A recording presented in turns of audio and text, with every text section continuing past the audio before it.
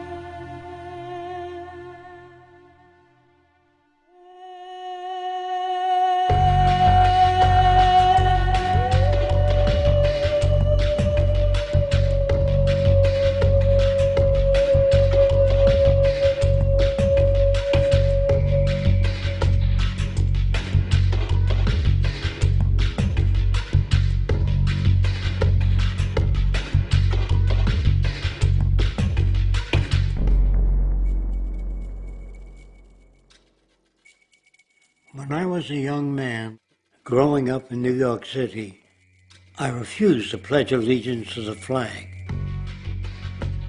Of course, I was sent to the principal's office, and he asked me, "Why don't you want to pledge allegiance? Everybody does."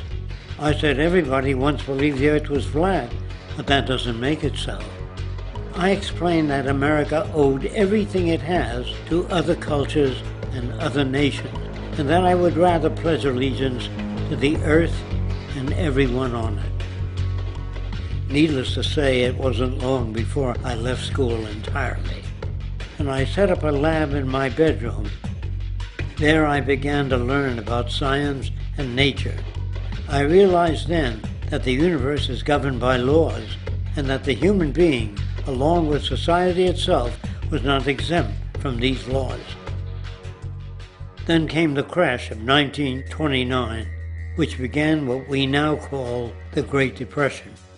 I found it difficult to understand why millions were out of work, homeless, starving, while all the factories were sitting there. The resources were unchanged. It was then that I realized that the rules of the economic game were inherently invalid. Shortly after came World War II, where various nations took turns systematically destroying each other. I later calculated that all the destruction and wasted resources spent on that war could have easily provided for every human need on the planet. Since that time, I have watched humanity set the stage for its own extinction. I have watched as the precious finite resources are perpetually wasted and destroyed in the name of profit and free markets. I have watched the social values of society be reduced into a base artificiality of materialism and mindless consumption. And I have watched as the monetary powers control the political structure of supposedly free societies. I'm 94 years old now, and I'm afraid my disposition is the same as it was 75 years ago. This shit's got to go.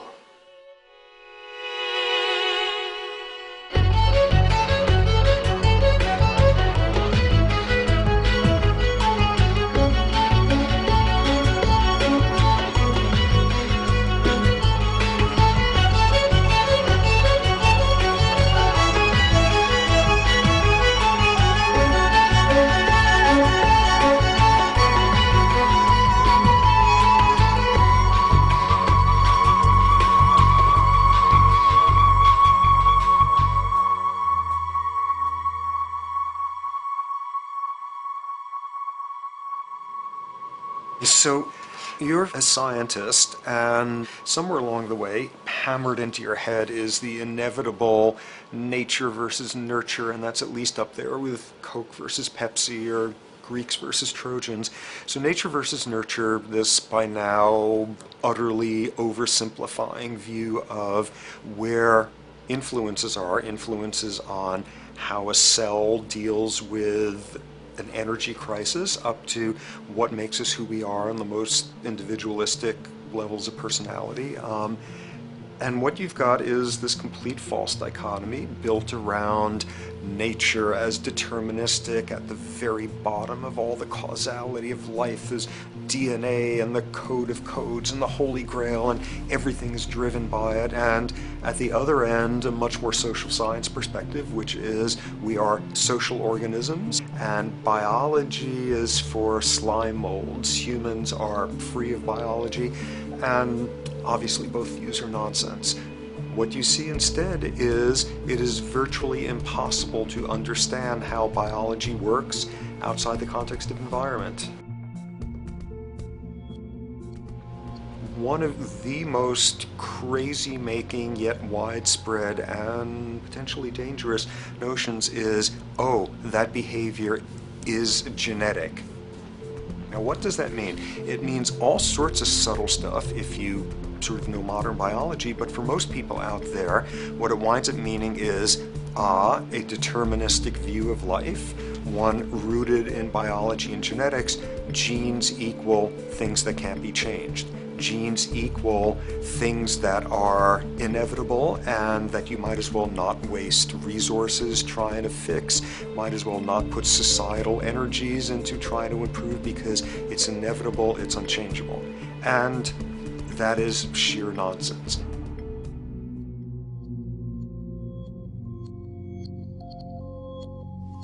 It is widely thought that conditions like ADHD are genetically programmed, conditions like schizophrenia are genetically programmed.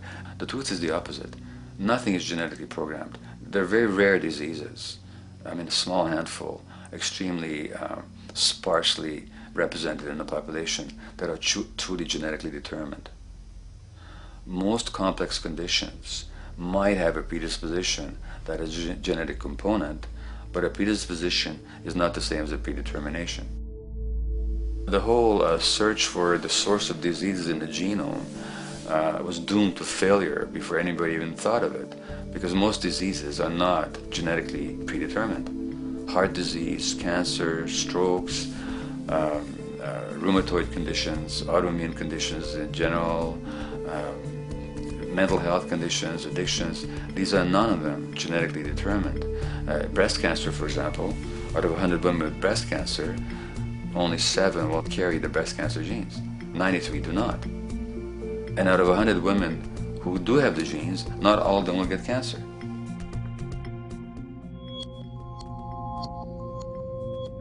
Genes are not just things that make us behave in a particular way regardless of our environment. Genes give us different ways of responding to our environment. In fact, it looks as if some of the early childhood influences of a kind of child rearing affect gene expression, actually turning on and off different genes to put you on a different developmental track, which may suit the kind of world you've got to deal with. So, for example, a study done in Montreal with suicide victims looked at autopsies of the brains of these people. And it turned out that if a suicide victim, these are usually young adults, had been abused as children, the abuse actually caused a genetic change in the brain that was absent in the brains of people who had not been abused. That's an epigenetic effect. Epi means on top of, so that the epigenetic influence is what happens environmentally to either activate or deactivate certain genes. In New Zealand, there's a study that was done in a town called Dunedin, in which a few thousand individuals were studied from birth up to into their 20s. What they found was that they could identify a genetic mutation, an abnormal gene, which did have some relation to the predisposition to commit violence, but only if the individual had also been subjected to severe child abuse. In other words, a child with this abnormal gene would be no more likely to be violent than anybody else, and in fact they actually had a lower rate of violence than people with normal genes, as long as they weren't abused as children. Great additional example of the ways in which genes are not be-all, end-all. Fancy technique where you can take a specific gene out of a mouse, that mouse and its descendants will not have that gene, you have knocked out that gene. So there's this one gene that codes for a protein that has something to do with learning and memory, and this fabulous demonstration, knock out that gene and you have a mouse that doesn't learn as well. Ooh, a genetic basis for intelligence. What was much less appreciated in that landmark study that got picked up by the media left and right is take those genetically impaired mice and raise them in a much more enriched, stimulating environment than your normal mice in a lab cage, and they completely overcame that deficit. So when one says in a contemporary sense that, oh, this behavior is genetic, to the extent that that's even a valid sort of phrase to use, what you're saying is there is a genetic contribution to how this organism responds to environment. Genes may influence the readiness with which an organism will deal with a certain environmental challenge. You know, that's not the version most people have in their minds. And not to be too soapboxing, but run with the old sort of version of it's genetic, and it's not that far from a history of eugenics and things of that sort. It's a widespread misconception, and it's a potentially fairly dangerous one. One reason that the sort of biological explanation for violence, one reason that hypothesis is potentially dangerous, it's not just misleading, it can really do harm, is because if you believe that, you could very easily say, well, there's nothing we can do to change the predisposition people have to becoming violent. All we can do if somebody becomes violent is punish them, you know, lock them up or execute them. But we don't need to worry about changing the social environment or the social preconditions that may lead people to become violent, because that's irrelevant. The genetic argument allows us the luxury of ignoring past and present historical and social factors. And in the words of Louis Menand, he wrote in the New Yorker, very astutely, he said, "It's all in the genes, an explanation for the way things are that does not threaten the way things are. Why should someone feel unhappy or engage in antisocial behavior when that person is living in the freest and most prosperous nation on earth? It can't be the system. There must be a flaw in the wiring somewhere," which is a good way of putting it. So the genetic argument is simply a cop-out, which allows us to ignore the social and economic and political factors that in fact underlie many troublesome behaviors.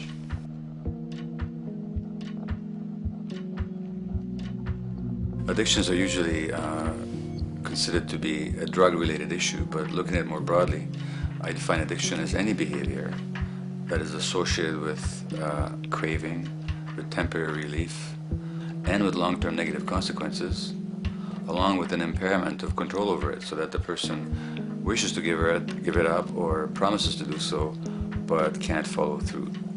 And when you understand that, then you can see that there are many more addictions than simply those related to drugs. There's workaholism, there's addiction to shopping, to the internet, to video games.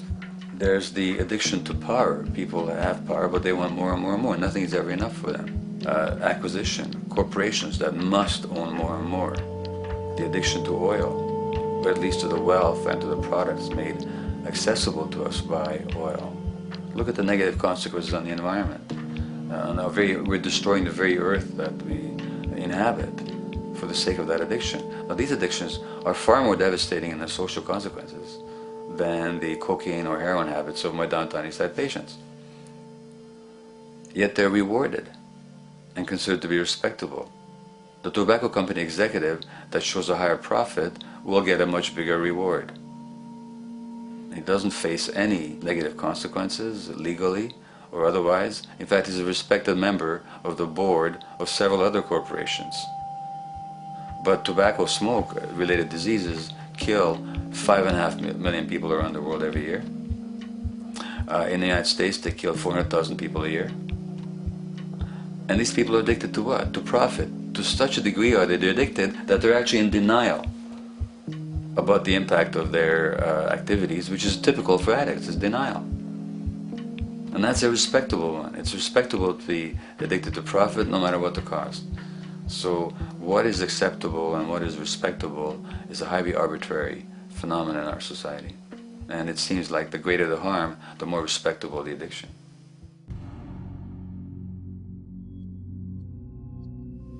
There's a general myth that drugs in themselves are addictive. In fact, the war on drugs is predicated on the idea that if you interdict the sources of drugs, you can deal with addiction that way.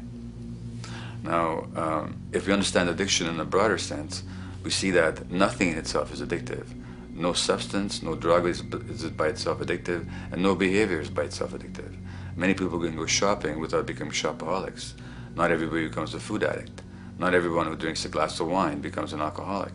So the real issue is what makes people susceptible, because it's the combination of a susceptible individual and to potentially addictive substance or behavior that actually then makes for full flowering of addiction. In short, it's not the drug that's addictive, it's the question of the susceptibility of the individual to being addicted to a particular substance or behavior. If we wish to understand what then makes some people susceptible, we actually have to look at their life experience.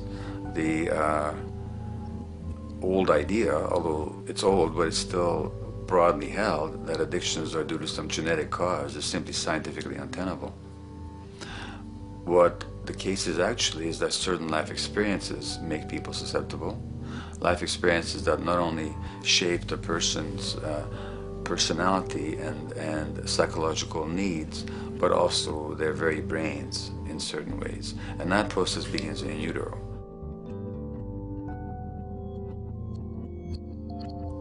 It's been shown, for example, that if you stress mothers during pregnancy, their children are more likely to have traits that predispose them to addictions. And that's because development is shaped by the psychological and social environment. So the biology of human beings is very much affected by and programmed by their life experiences beginning in utero. Environment does not begin at birth. Environment begins as soon as you have an environment. As soon as you are a fetus, you are subject to whatever information is coming through mom's circulations, hormones, levels of nutrients. Great landmark example of this, something called the Dutch hunger winter.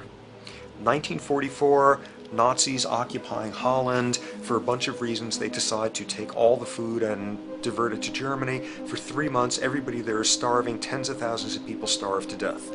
What the Dutch hunger winter effect is, if you were a second or third trimester fetus during the starvation, your body learned something very unique during that time.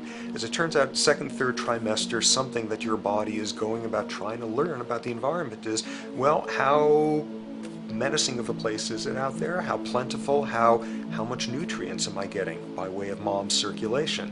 Be a fetus who is starving during that time, and your body programs forever after to be really, really, really stingy with your sugar and fat, and what you do is you store every bit of it. Be a Dutch hunger winter fetus, and half a century later, everything else being equal, you are more likely to have high blood pressure, obesity, or metabolic syndrome. That is environment coming in a very unexpected place. You can stress animals in a laboratory when they're pregnant, and their offspring will be more likely to use cocaine and alcohol as adults. You can stress human mothers. For example, in a British study, women who are abused in pregnancy will have higher levels of the stress hormone cortisol in their placenta at birth, and their children are more likely to have conditions that predispose them to addictions by age 7 or 8. So in utero stress already prepares the ground for all kinds of mental health issues. Israeli study done prior on children born to mothers who were pregnant prior to the onset of the 1967 war. These women, of course, are very stressed, and their offspring have a higher incidence of schizophrenia than the average cohort. So there's plenty of evidence now that prenatal effects have a huge impact on the developing human being.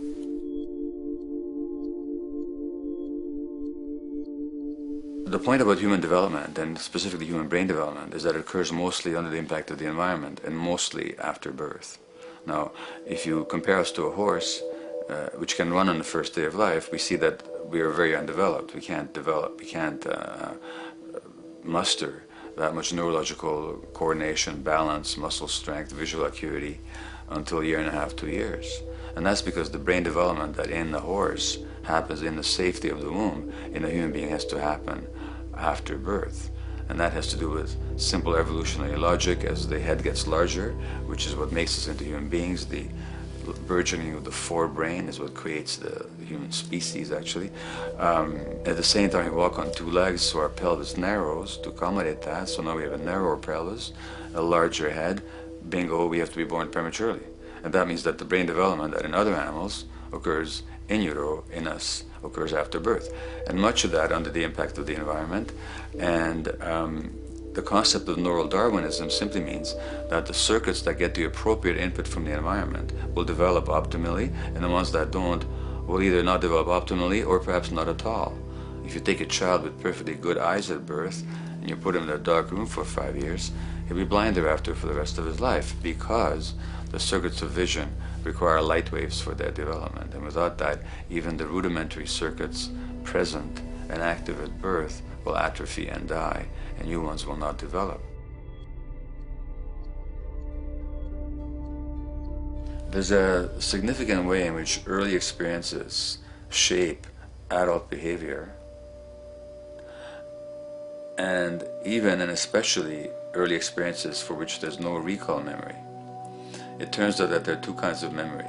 There is explicit memory, which is recall. This is when you can call back facts, details, episodes, circumstances. But the structure in the brain, which is called the hippocampus, which encodes recall memory, it doesn't even begin to develop fully until a year and a half, and it's not fully developed till much later, which is why hardly anybody has any recall memory prior to 18 months.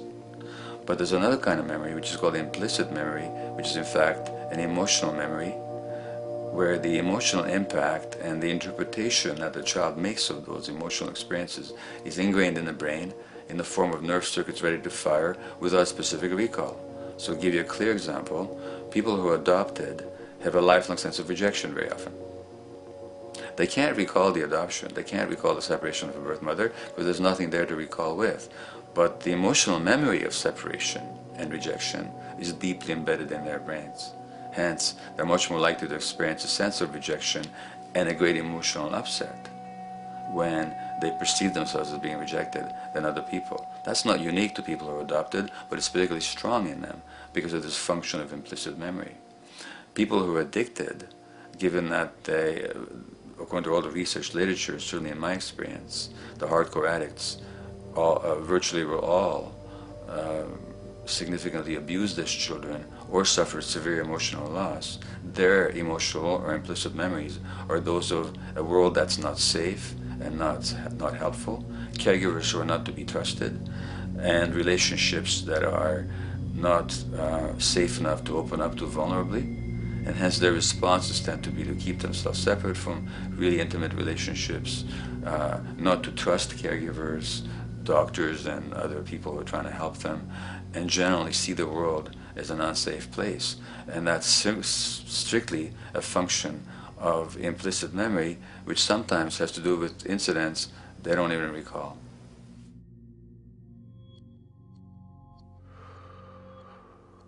Infants who are born premature are often in incubators and various types of gadgetry and machinery for weeks and perhaps months. It's now known that if these children are touched and stroked on the back for just 10 minutes a day, that promotes their brain development.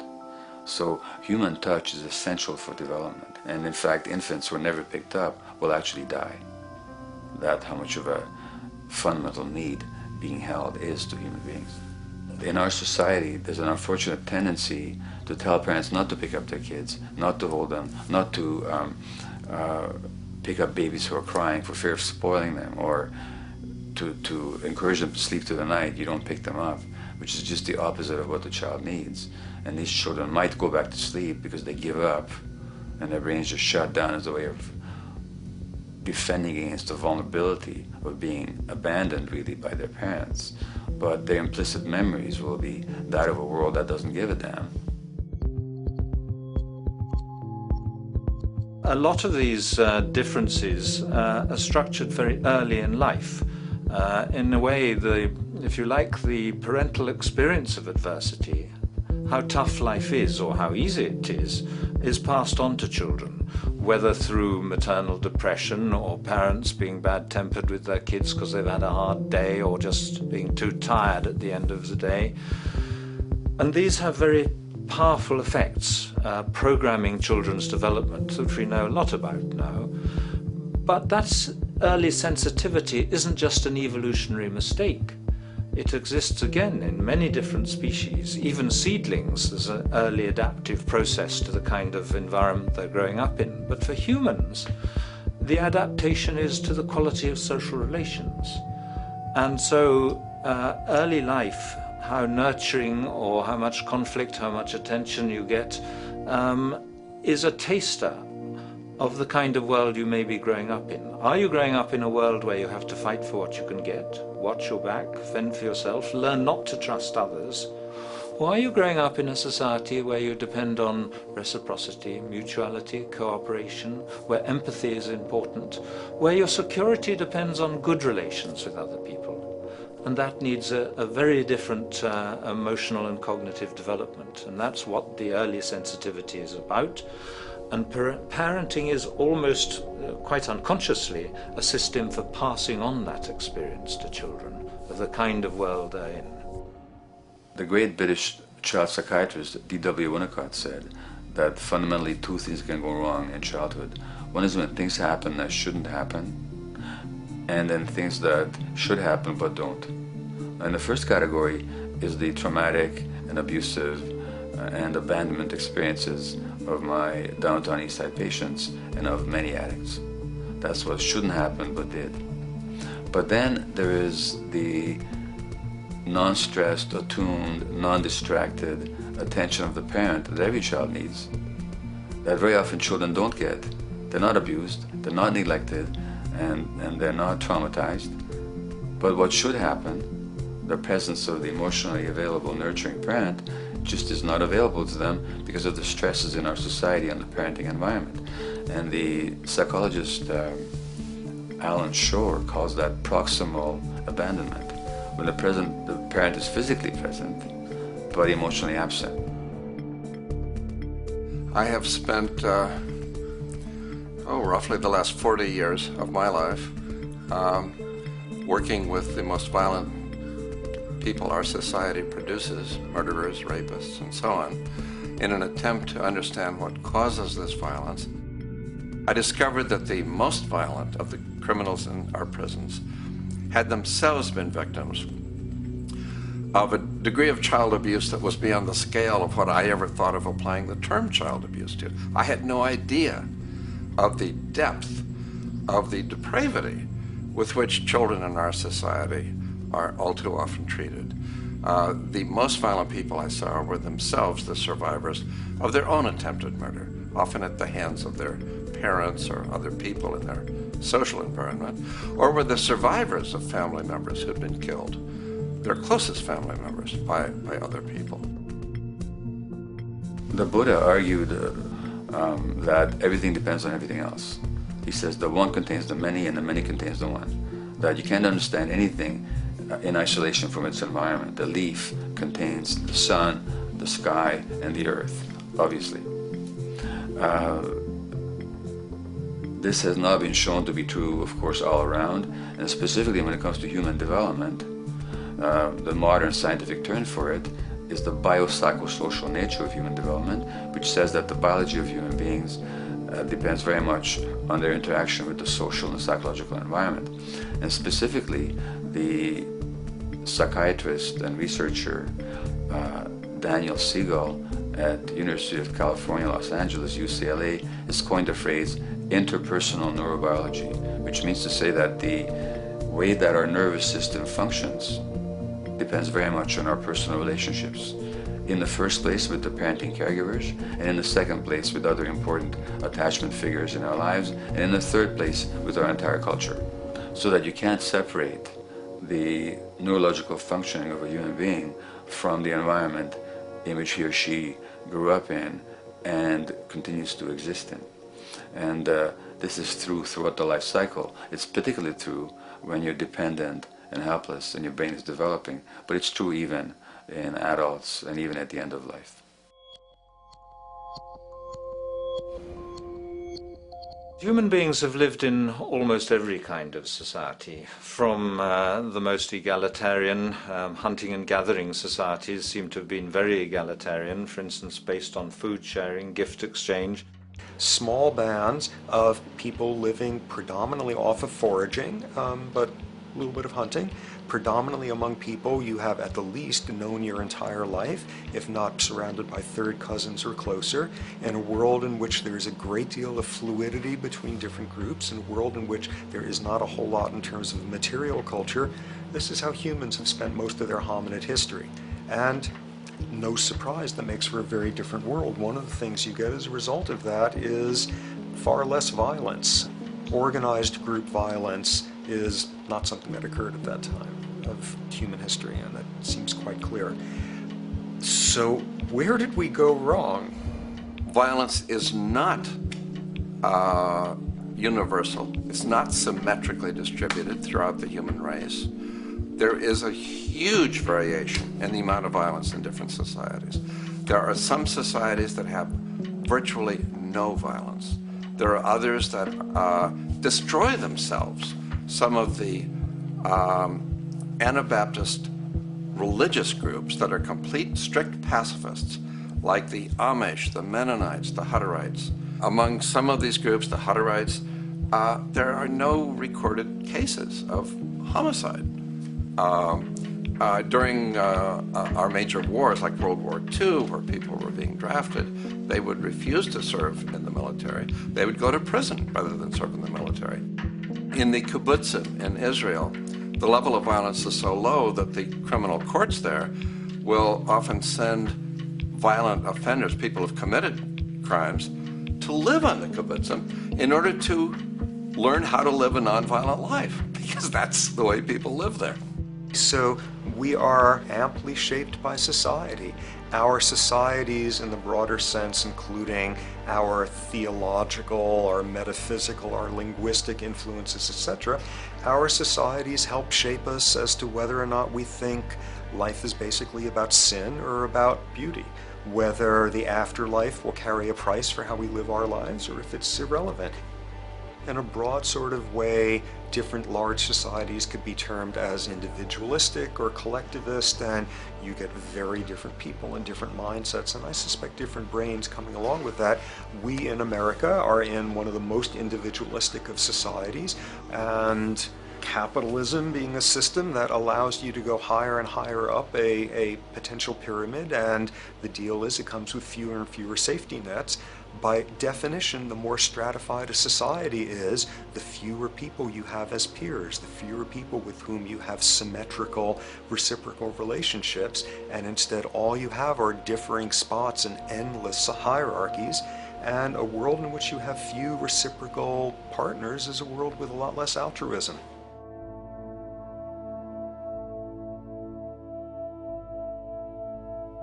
Alright, so this brings us to a total impossible juncture, which is to try to make sense in perspective of science as to what the nature is of human nature. You know, on a certain level, the nature of our nature is not to be particularly constrained by our nature. We come up with more social variability than any species out there, more systems of belief, of styles of family structures, of ways of raising children. The capacity for variety that we have is extraordinary. In a society which is predicated on competition and really very often the ruthless exploitation of one human being by another, the profiteering of other people's problems, and very often the creation of problems for the purpose of profiteering, the ruling ideology will very often justify that behavior by appeals to some fundamental and unalterable human nature. So the myth in our society is that people are competitive by nature, and that they're individualistic, and that they're selfish. The real reality is quite the opposite. We have certain human needs. The only way that you can talk about human nature concretely is by recognizing that there's certain human needs. We have a human need for companionship and for close contact, to be loved, to be attached to be accepted, to be seen, to be received for who we are.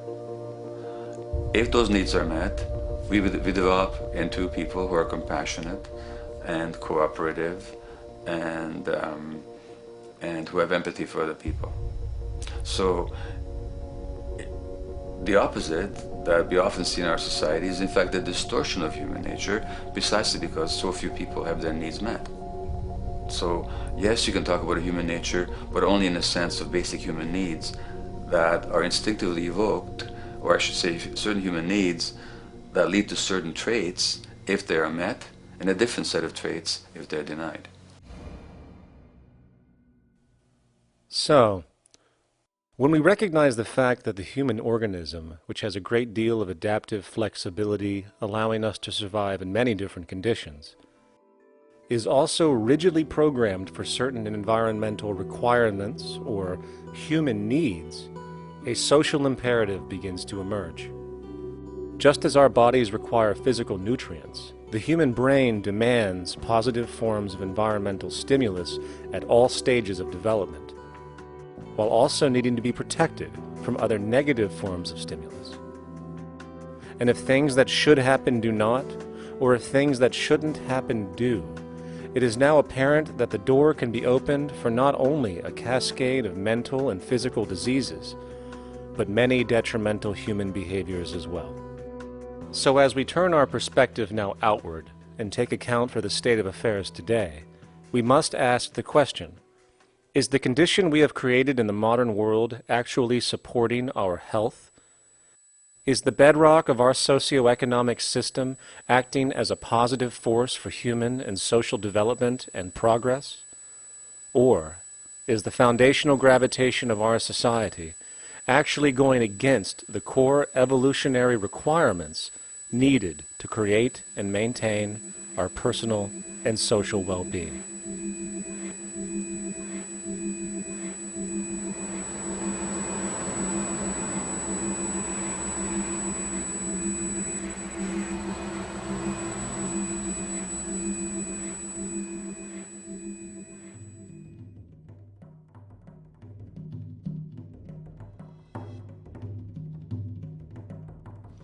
So one might ask, where did this all begin?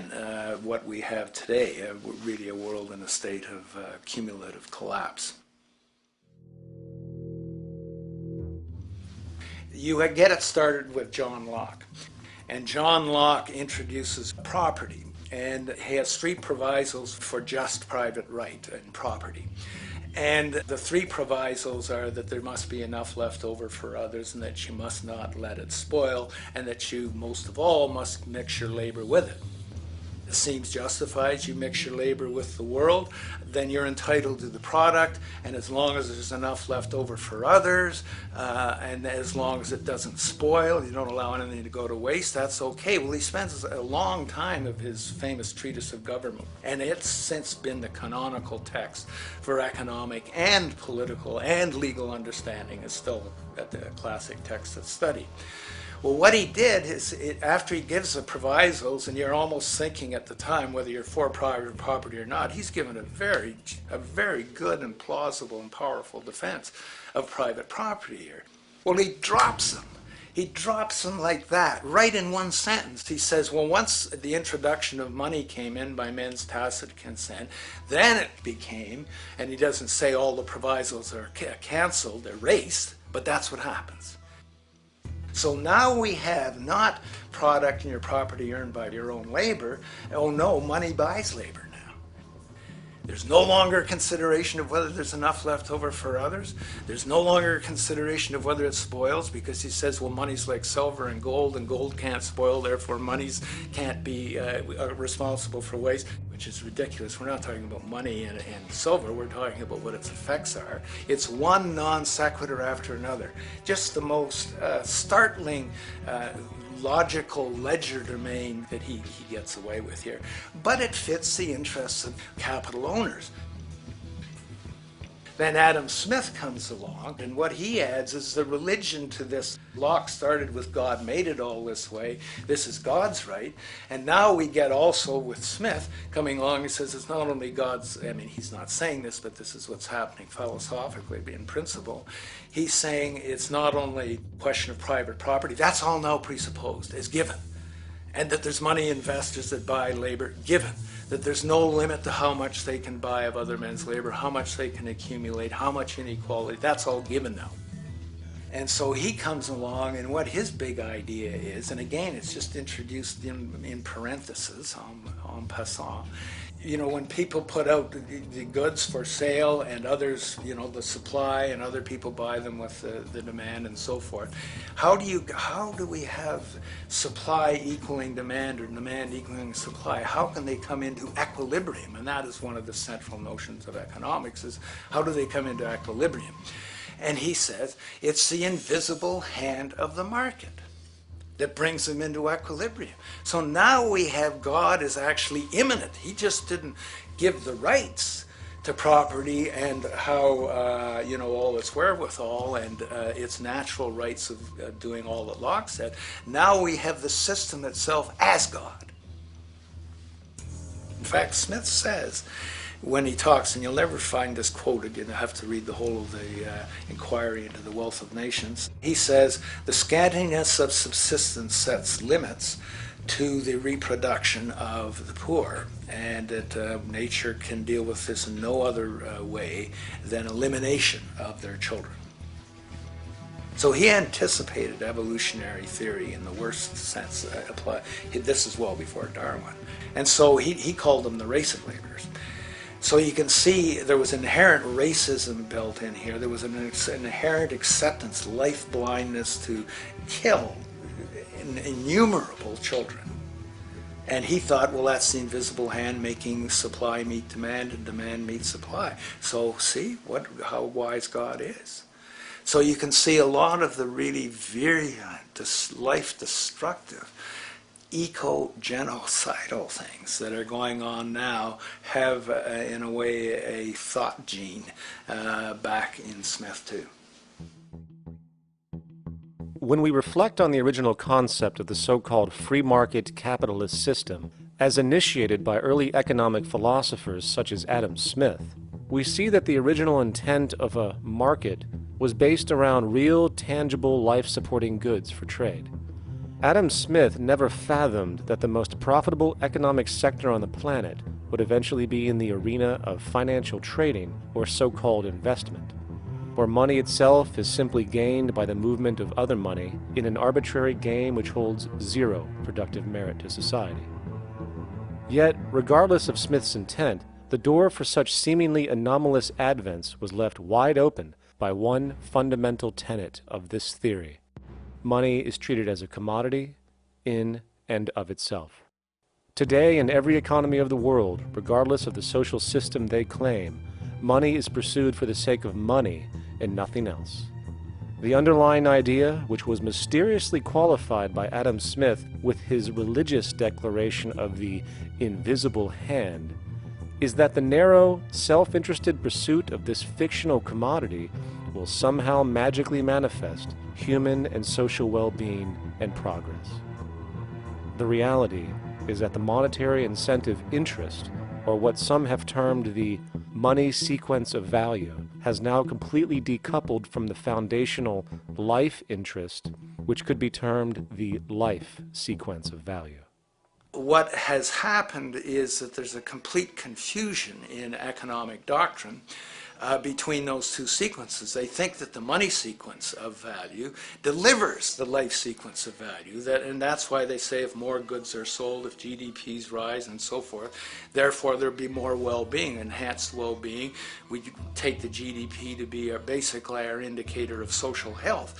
Well, there you see the confusion. It's talking about money sequences of value, that is all the receipts, all the revenues that are derived from selling goods, and they're confusing that with life reproduction, so that you have built right into this thing from the beginning is a complete conflation of the money and life sequences of value. So we're dealing with a kind of structured delusion that becomes more and more deadly as the money sequence decouples from producing anything at all. So it's a system disorder, and the system disorder seems to be fatal.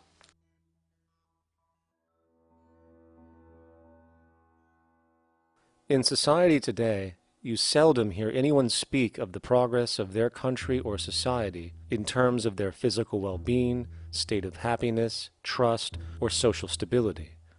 Rather, the measures are presented to us through economic abstractions. We have the gross domestic product, the consumer price index, the value of the stock market, rates of inflation, and so on. But does this tell us anything of real value as to the quality of people's lives? No, all these measures have to do with the money sequence itself and nothing more. For example, the gross domestic product of a country is a measure of the value of goods and services sold. This measure is claimed to correlate to the standard of living of a country's people. In the United States, healthcare accounted for over 17% of GDP in 2009, amounting to over $2.5 trillion spent, hence creating a positive effect on this economic measure. And based on this logic, it would be even better for the U.S. economy if healthcare services increased more so, perhaps to $3 trillion or $5 trillion, since that would create more growth, more jobs, and hence boasted by economists as a rise in their country's standard of living. But wait a minute, what do healthcare services actually represent? Well, sick and dying people. That's right, the more unhealthy people there are in America, the better the economy. Now, that is not an exaggeration or a cynical perspective. In fact, if we step back far enough, you will realize that the GDP not only doesn't reflect real public or social health on any tangible level, it is, in fact, mostly a measure of industrial inefficiency and social degradation.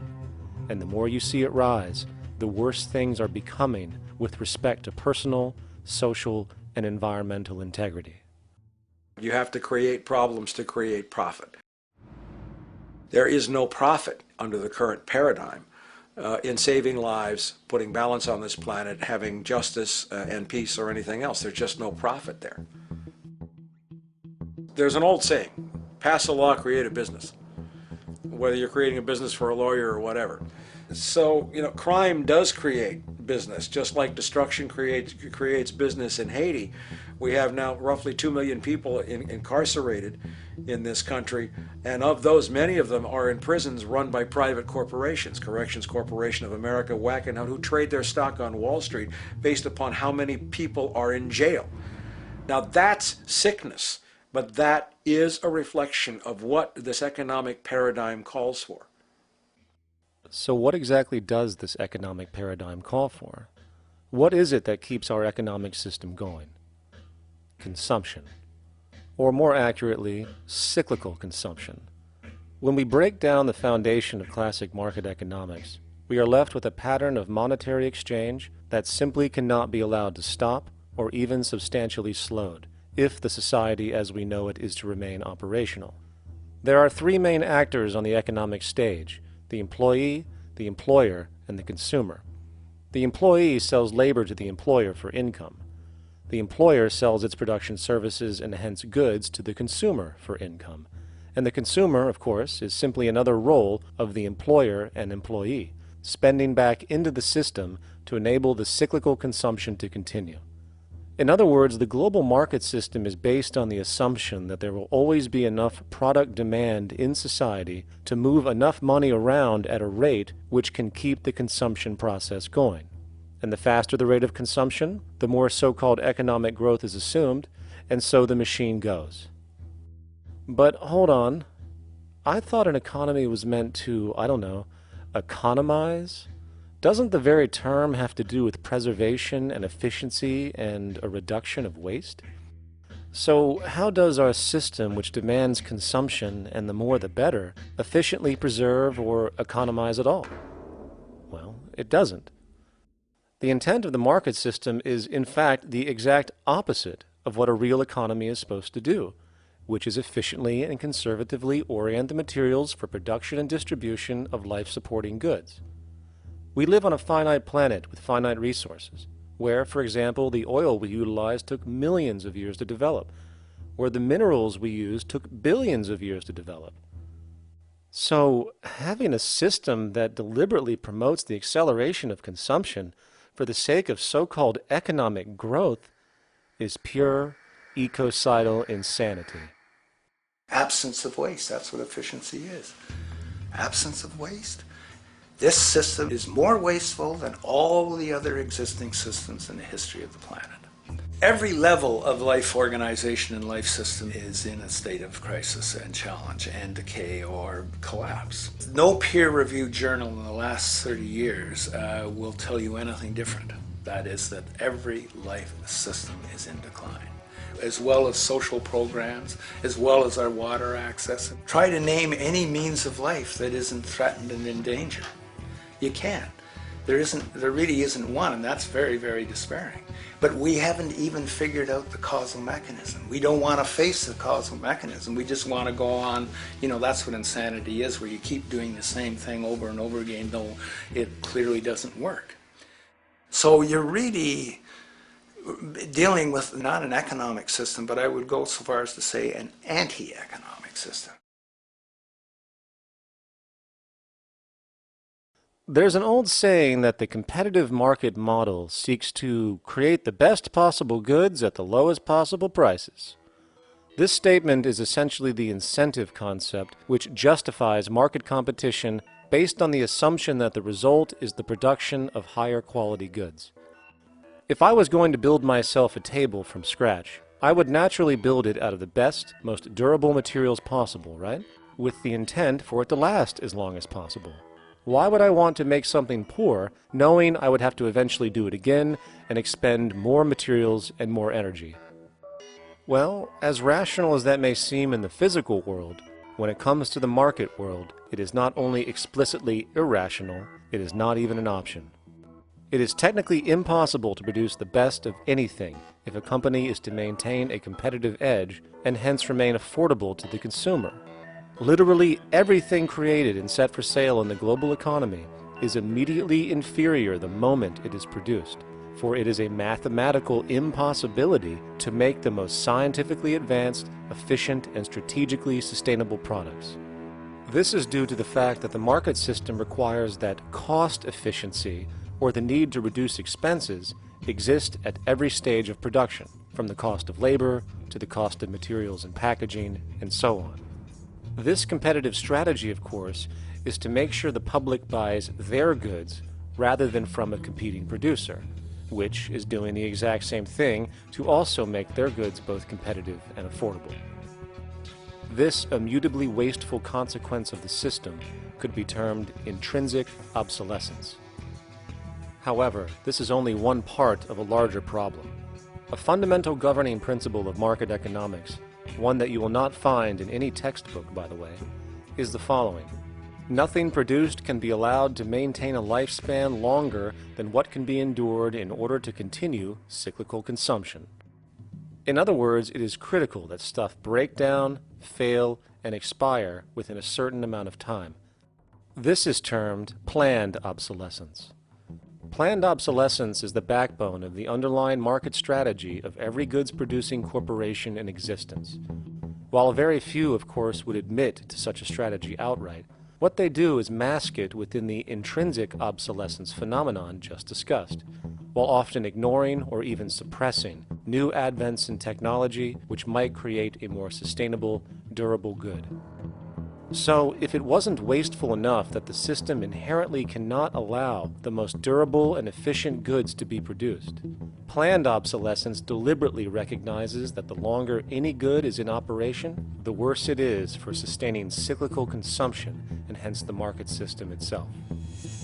In other words, product sustainability is actually inverse to economic growth, and hence there is a direct, reinforced incentive to make sure lifespans are short of any given good produced. And in fact, the system cannot operate any other way. One glance at the sea of landfills now spreading across the world show the obsolescence reality. There are now billions of cheaply made cell phones, computers, and other technology, each full of precious, difficult-to-mine materials such as gold, coltan, copper, now rotting in vast piles, usually due to the mere malfunction or obsolescence of small parts, which, in a conservative society, could likely be fixed or updated, and the life of the good extended.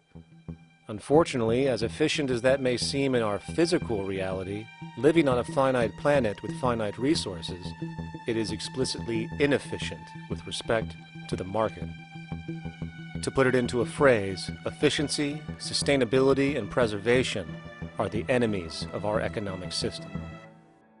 Likewise, just as physical goods need to be constantly produced and reproduced, regardless of their environmental impact, the service industry operates with an equal rationale. The fact is, there is no monetary benefit to resolving any problems which are currently being serviced, At the end of the day, the last thing the medical establishment really wants is the curing of diseases such as cancer, which would eliminate countless jobs and trillions in revenue. And since we're on the subject, crime and terrorism in this system are good. Well, at least economically, for it is employing police, generating high-value commodities for security, not to mention the value of prisons that are privately owned for profit. And how about war? The war industry in America is a huge driver of GDP, one of the most profitable industries, producing weapons of death and destruction. The favorite game of this industry is to blow things up and then go and rebuild them for profit. We saw this with the windfall billion-dollar contracts made from the Iraq War. The bottom line is that socially negative attributes of society have become positively rewarded ventures for industry, and any interest in problem resolution or environmental sustainability and conservation is intrinsically counter to economic sustainability. And this is why, every time you see the GDP rise in any country, you are witnessing an increase in necessity, whether real or contrived. And by definition, a necessity is rooted in inefficiency. Hence, increased necessity means increased inefficiency. The American dream is based on rampant consumerism. It is based upon the fact that mainstream media, and especially commercial advertising, all corporations who need this infinite growth have convinced us or brainwashed most people in America, and hence the world, that we have to have X number of material possessions and the possibility of gaining infinitely more material possessions in order to be happy. That's just not true. So why do people continue to buy in this way, which is ultimately eco-genocidal in its systemic effects cumulatively? And it just is classical operant conditioning. You simply put inputs of conditioning into the organism, and you have outputs of desired behaviors or goals or objectives. And it has all the resources of technology. And they boast about how they get into the minds of infants. What they hear is already making them conditioned to the brand. Then you see, well, that's how people have been such fools. In a way, they've been taught to be fools. It's a value system disorder. You know, if there is any testament to the plasticity of the human mind, if there is any proof to how malleable human thought is and how easily conditioned and guided people can become based on the nature of their environmental stimulus and what it reinforces, the world of commercial advertising is the proof. You have to stand in awe at the level of brainwashing where these programmed robots known as consumers wander the landscape only to walk into a store and spend, say, $4,000 on a handbag that likely costs $10 to make in a sweatshop overseas, only for the brand status it supposedly represents in the culture. Or perhaps the ancient communal traditions which increased trust and cohesiveness in society, which have now been hijacked by acquisitive, materialistic values, where now annually we exchange useless crap a few times a year. And we might wonder why so many today have a compulsion to shopping and acquisition, when it is clear that they have been conditioned from childhood to expect material goods as a sign of their status with friends and family. The fact is, the foundation of any society are the values that support its operation, and our society, as it exists, can only operate if our values support the conspicuous consumption it requires to continue the market system. 75 years ago, consumption in America and much of the First World was half of what we see today per person. Today's new consumer culture has been manufactured and imposed due to the very real need for higher and higher levels of consumption. And this is why most corporations now spend more money on advertising than the actual process of product creation itself. They work diligently to create a false need for you to fill, and it happens to work. You know, economists are in fact not economists at all. They're propagandists of money value, and you'll find that all their models basically get down to token exchanges that are to the profit of one side or both sides or whatever, but they're completely disconnected from the actually existing world of reproduction. In Ohio, an old man failed to pay his electric bill. You may be familiar with the case. And the electric company turned off the electricity and he died. The reason they turned it off was because it wouldn't have been profitable for them to keep it on because he didn't pay his bill. Do you believe that was right? The responsibility really lies not on the electric company for turning it off, but on those of this man's neighbors and friends and associates who are not charitable enough to enable him as an individual to meet the electric bill. Did I hear that right? Did he just say the death of a man caused by not having money was the responsibility of other people, or in effect, charity? Well then, I guess we're going to need a whole lot of infomercials, little miserable coin slot donations for bodega counters, and a bunch of pickle jars for the billion people now starving to death on this planet because of the very system Milton Friedman promotes. Whether you are dealing with the philosophies of Milton Friedman, F.A. Hayek, John Maynard Keynes, Ludwig von Mises, or any other major market economist, the basis of rationale rarely leaves the money sequence. It is like a religion. Consumption analysis, stabilization policies, deficit spending, aggregate demand. It exists as a never-ending, self-referring, self-rationalizing circle of discourse where universal human need, natural resources, or any form of physical life-supporting efficiency is ruled out by default and replaced by the singular notion that humans seeking advantage over each other for money alone, motivated by their own narrow self-interest, will magically create a sustainable, healthy, balanced society. There is no life coordinate in this whole theory, this whole doctrine. What are they doing? What are they doing? What they're doing is tracking money sequences. That's all it is tracking money sequences, presupposing everything that matters. One, that there's no life coordinates. Wow, no life coordinates. Two, that all the agents are self-maximizing preference seekers. That is, they think of nothing other than themselves and what they can get most for themselves. That's the notion, that's the ruling notion of rationality. Self-maximizing choice. And the only thing that they're interested in self-maximizing is money or commodities. Well, where does social relations come in? It doesn't, except in the exchange to self-maximize. Where do our natural resources come in? They don't, except to exploit. Where does the family come in as being able to survive? It doesn't. They have to have money in order to purchase any good. Well, shouldn't an economy deal somewhere with human need? Isn't that what the fundamental issue is, to satisfy human needs? Oh, need isn't even in your lexicon. You dissolve it into wants. And what is a want? That means money demand that wants to buy. Well, if it's money demand that wants to buy, it's got nothing to do with need, because it may be the person has no money demand and desperately needs, say, water supply. Or it may be money demand wants a gold toilet seat. Well, where does it all go? To the gold toilet seat. And you call this economics? Like, it's really, when one thinks of it, it's got to be the most bizarre delusion in the history of human thought. Now, so far we have focused on the market system, but this system is actually only one half of the global economic paradigm. The other half is the monetary system. While the market system deals with the interaction of people gaming for profit across the spectrum of labor, production, and distribution, the monetary system is an underlying set of policies set by financial institutions which create conditions for the market system, among other things.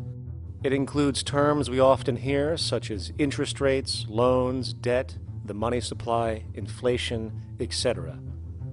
And while you might want to pull your hair out listening to the gibberish coming from the monetary economists, modest preemptive actions can obviate the need of more drastic actions at a later date. The nature and effect of this system is actually quite simple. Our economy has, or the global economy has, three basic things that govern it. One is fractional reserve banking, banks printing money out of nothing. It's also based upon compound interest. When you borrow money, you have to pay back more than you borrowed, which means that you, in effect, create money out of thin air, again, which has to be serviced by creating still more money. We live in an infinite growth paradigm. The economic paradigm we live in now is a Ponzi scheme. Nothing grows forever. It's not possible. As the great psychologist James Hillman wrote, the only thing that grows in a human body after a certain age is cancer. It's not just the amount of money that has to keep growing, it's the amount of consumers. Consumers to borrow money at interest to generate more money, and obviously that's not possible on a finite planet. People are basically vehicles to just create money, which must create more money to keep the whole thing from falling apart, which is what's happening right now. There are really only two things anyone needs to know about the monetary system. 1. All money is created out of debt. Money is monetized debt, whether it materialized from treasury bonds, home loan contracts, or credit cards. In other words, if all outstanding debt was to be repaid right now, there would not be $1 in circulation.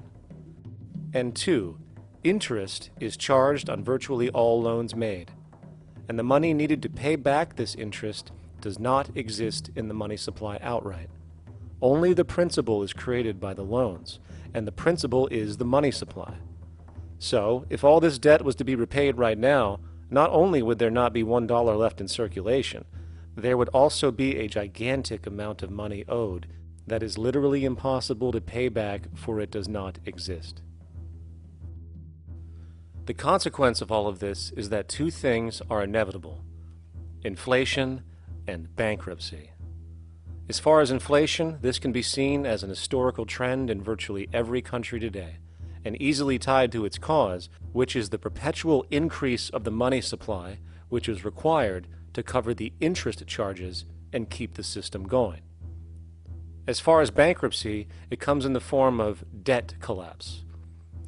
This collapse will inevitably occur with a person, a business, or a country, and typically happens when the interest payments are no longer possible to make.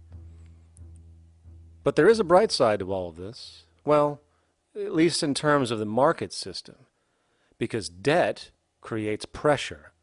Debt creates wage slaves. A person in debt is much more likely to take a low wage than a person who isn't, hence becoming a cheap commodity. So it's great for the corporations to have a pool of people that have no financial mobility. But hey, that same train of thought also goes for entire countries.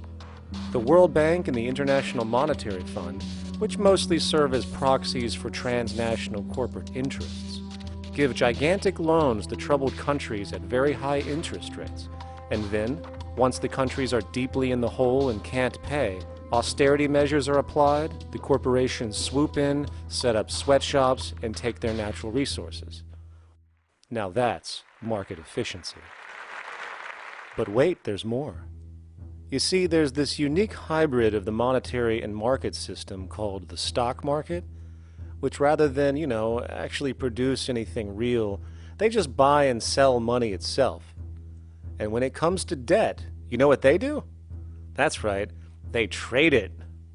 They actually buy and sell debt for profit, from credit default swaps and collateralized debt obligations for consumer debt, to complex derivative schemes used to mask the debt of entire countries, such as the collusion of investment bank Goldman Sachs in Greece, which nearly collapsed the entire European economy. So when it comes to the stock market and Wall Street, we have an entirely new level of insanity born out of the money sequence of value. All you need to know about markets was written in an editorial in the Wall Street Journal a couple of years ago. It was called Lessons of the Brain-Damaged Investor. And in this editorial, they explain why people with slight brain damage do better as investors than people with normal brain functionality. Why? Because the slightly brain-damaged person has no empathy. And that's the key. If you don't have any empathy, you do well as an investor. And so Wall Street breeds people who have no empathy, to go in there and to make decisions and make trades that they have no compunction about and no thought whatsoever as to what they're doing might affect their fellow human being. So they breed these robots, these people who have no souls. And since they don't even want to pay these people anymore, they're now breeding robots, real algorithmic traders. Goldman Sachs in the high-frequency trading scandal. They put a computer next to the exchange, the New York Stock Exchange. This computer, this co-located computer, as they call it, it front-runs all the trades on the exchange, and it hits the exchange with volumes of orders in ways that scalp pennies and nickels away from the exchange. It's like they're siphoning money all day long. They went one quarter last year, 30 or 60 straight days without a single down day and made millions of dollars every single day. Is that because, well, that's statistically impossible. When I worked on Wall Street, the way it works is everyone kicks upstairs the bribes. The brokers bribe to the office manager bribes to the regional sales manager bribes to the national sales manager. It's a common understanding. At Christmas, who gets the biggest bonus at Christmas in an average brokerage office? The compliance officer. The compliance officer sits there all day long. He's supposed to be making sure you don't violate any of the margin rules and you're complying with the law. Of course, yeah, to the extent that you can bribe the compliance officer, yeah, that's right, you are complying with the law. So as fraud has become the system, it's no longer a byproduct. It is the system. You know, it's like that old Woody Allen joke. He says, "Doctor, my brother thinks he's a chicken." And the doctor says, "Take a pill, and that should cure the problem." And he says, "No, doctor, you don't understand. We need the eggs." Okay? So the trading of fraudulent claims back and forth between banks to generate fees, to generate bonuses, has become the GDP producing growth engine of the United States economy. Even though they're essentially trading fraudulent claims that there's absolutely no hope of ever paying back.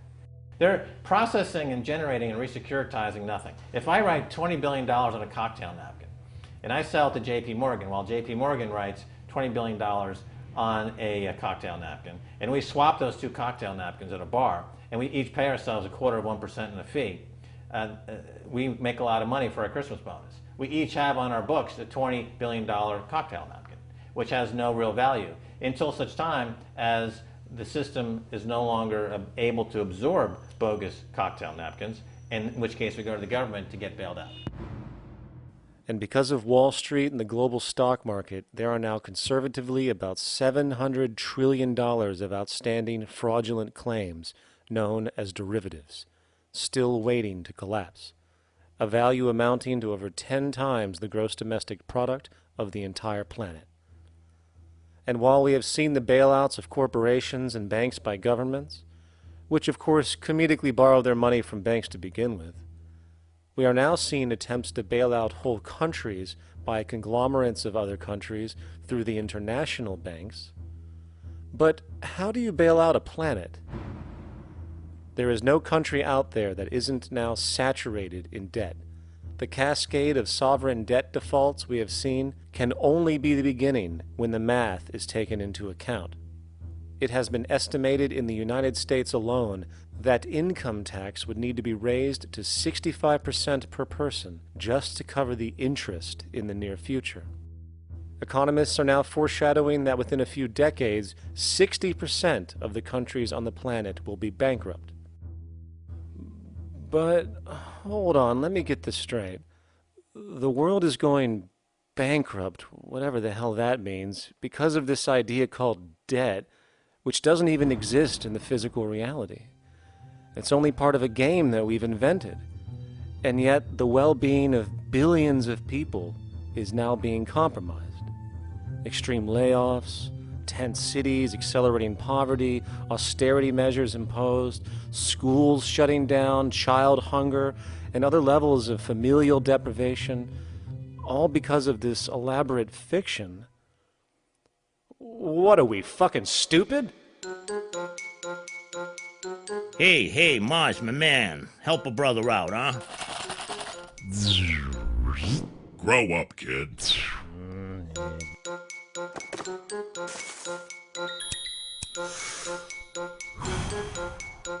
Saturn, what's up, man? You remember that smoking nebula I hooked you up with a while back? Listen, Earth, we're getting really tired of you. You've been given everything, and yet you waste it all. You got plenty of resources, and you know it. Why don't you grow up and learn some responsibility, for Christ's sake? You're making your mother miserable.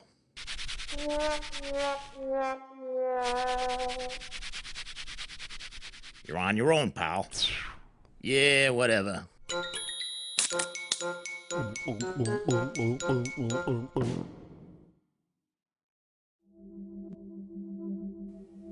Now, all of this considered, from the waste machine known as the market system to the debt machine known as the monetary system, hence creating the monetary market paradigm which defines the global economy today, there is one consequence that runs through the entire machine: inequality.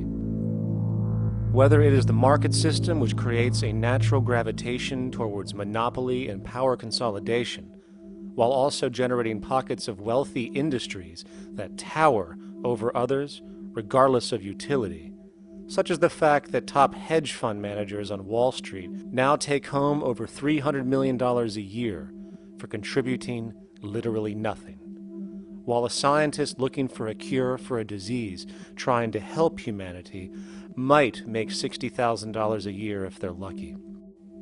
Or whether it is the monetary system, which has class division built right into its structure. For example, if I have $1 million to spare and I put it into a CD at 4% interest, I will make $40,000 a year. No social contribution, no nothing. However, if I'm a lower class person and have to take loans to buy my car or home, I am paying in interest, which, in abstraction, is going to pay that millionaire with the 4% CD.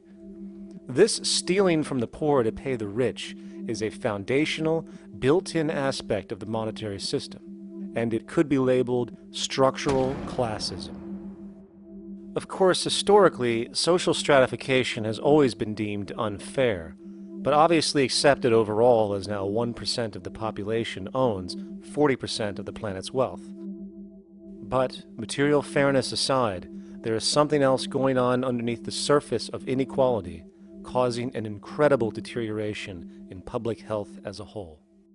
Well, I think people are often puzzled by the contrast between the material success of our societies, unprecedented levels of wealth, and the many social failings. I mean, you know, if you look at the rates of drug abuse or violence or self-harm amongst kids or mental illness, there's clearly something going deeply wrong with our societies. What the data that I've been describing does is simply shows that intuition that people have had for hundreds of years, that inequality is divisive and socially corrosive, that intuition is truer than I think we ever imagined. There are very powerful psychological and social effects of inequality, more to do, I suppose, with feelings of superiority and inferiority, that kind of division, and maybe going with the sort of respect, disrespect, people feeling looked down on at the bottom, which, by the way, is why violence is more common in more unequal societies. It's the trigger to violence is so often people feeling looked down on and disrespected. If there is one principle I can emphasize that is the most important principle underlying the prevention of violence, it would be equality. The single most significant factor that affects the rate of violence is the degree of equality versus the degree of inequality in that society. So what one's looking at is a sort of general social dysfunction. It's not just one or two things that go wrong as inequality increases. It seems to be everything, whether we're talking about crime or health or mental illness or whatever. One of the really disturbing findings out in public health there is never ever make the mistake of being poor or being born poor. Your health pays for it in endless sorts of ways, something known as the health socioeconomic gradient. As you move down from the highest strata in society in terms of socioeconomic status, every step down, health gets worse for umpteen different diseases. life expectancy gets worse, infant mortality rate, everything you could look at. So a huge issue has been, why is it that this gradient exists? Totally simple, obvious answer, which is if you are chronically sick, you're not going to be very productive, so health causes drive socioeconomic differences. Not that in the slightest. On the very simple level that you could look at socioeconomic status of a 10-year-old, and that's going to predict something about their health decades later. So that's the direction of causality. Next one, what's it about? Oh, it's perfectly obvious. Poor people can't afford to go to the doctor. It's healthcare access. It's got nothing to do with that, because you see these same gradients in countries with universal healthcare, socialized medicine. Okay, next simple explanation. Oh, on the average, the poorer you are, the more likely you are to smoke, to drink, to all sorts of lifestyle risk factor stuff. Yeah, those contribute, but careful studies have shown that explains maybe about a third of the variability. So what's left? And what's left is having a ton to do with the stress of poverty. So the poorer you are, starting off being, you know, the person who's $1 income behind Bill Gates, the poorer you are in this country, on the average, the worse your health is. This tells us something really important. The health connection with poverty, it's not about being poor, it's about feeling poor. Increasingly, we recognize that chronic stress is an important influence on health, but the most important sources of stress are the quality of social relations. And if there is anything that lowers the quality of social relations, it is the socioeconomic stratification of society. What science has now shown is that regardless of material wealth, the stress of simply living in a stratified society leads to a vast spectrum of public health problems. And the greater the inequality, the worse they become. Life expectancy, longer in more equal countries. Drug abuse, less in more equal countries. Mental illness, less in more equal countries. Social capital, meaning the ability of people to trust each other, naturally greater in more equal countries. Educational scores, higher in more equal countries. Homicide rates, less in more equal countries. Crime and rates of imprisonment, less in more equal countries. It goes on and on. Infant mortality, obesity, teen birth rate, less in more equal countries. And perhaps most interesting, innovation, greater in more equal countries, which challenges the age-old notion that a competitive, stratified society is somehow more creative and inventive. Moreover, a study done in the UK called the Whitehall Study confirmed that there is a social distribution of disease as you go from the top of the socioeconomic ladder to the bottom. For example, it was found that the lowest rungs of the hierarchy had a 4-fold increase of heart disease-based mortality compared to the highest rungs. And this pattern exists irrespective of access to health care. Hence, the worse a person's relative financial status, the worse their health is going to be on average. This phenomenon is rooted in what could be termed psychosocial stress, and it is at the foundation of the greatest social distortions plaguing our society today. Its cause? The monetary market system. Make no mistake, the greatest destroyer of ecology, the greatest source of waste and depletion and pollution, the greatest purveyor of violence, war, crime, poverty, animal abuse, and inhumanity, the greatest generator of social and personal neuroses, mental disorders, depression, anxiety, not to mention the greatest source of social paralysis, stopping us from moving into new methodologies for personal health, global sustainability, and progress on this planet, is not some corrupt government or legislation, not some rogue corporation or banking cartel, not some flaw of human nature, and not some secret hidden cabal that controls the world. It is, in fact, the socio-economic system itself at its very foundation.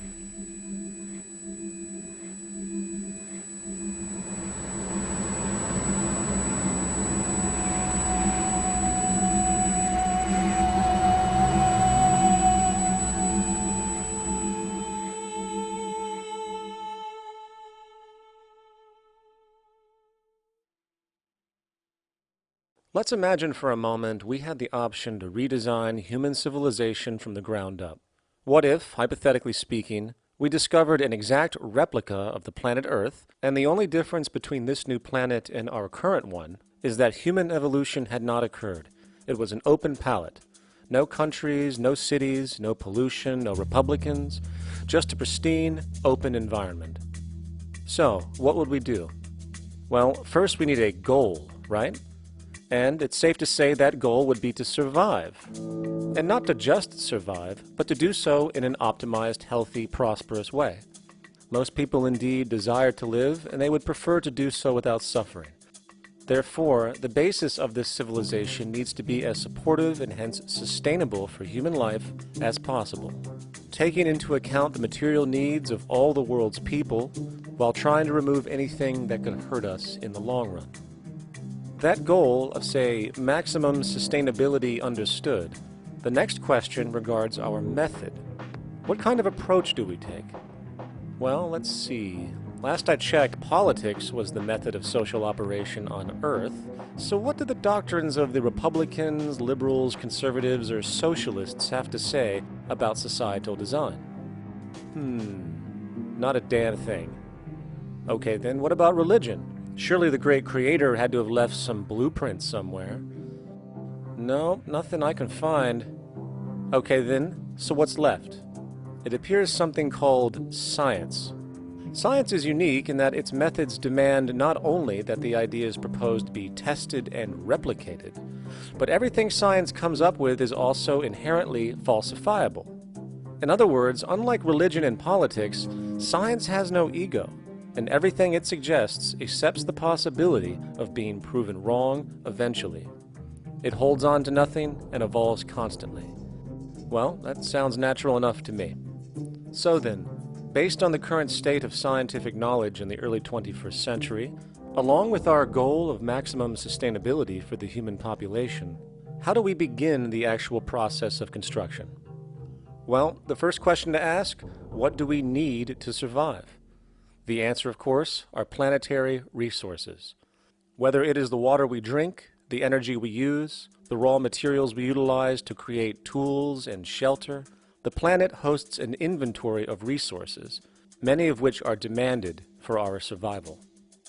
So, given that reality, it then becomes critical to figure out what we have and where it is. This means we need to conduct a survey. We simply locate and identify every physical resource on the planet we can, along with the amount available at each location, from the deposits of copper, to the most potent locations for wind farms to produce energy, to the natural freshwater springs, to an assessment of the amount of fish in the ocean, to the most prime arable land for food cultivation, etc. But since we humans are going to be consuming these resources over time, we then realize that not only do we need to locate and identify, we also need to track. We need to make sure we don't run out of any of this stuff. That would be bad. And this means not only tracking our rates of use, but the rates of earthly regeneration as well, such as how long it takes for, say, a tree to grow or a spring to replenish. This is called dynamic equilibrium. In other words, if we use up trees faster than they can be grown back, we have a serious problem, for it is unsustainable. So then, how do we track this inventory, especially when we recognize that all of this stuff is scattered everywhere? We have large mineral mines in what we call Africa, energy concentrations in the Middle East, huge tidal power possibilities on the Atlantic coast of North America, the largest supply of freshwater in Brazil, etc. Well, once again, good old science has a suggestion. It's called systems theory.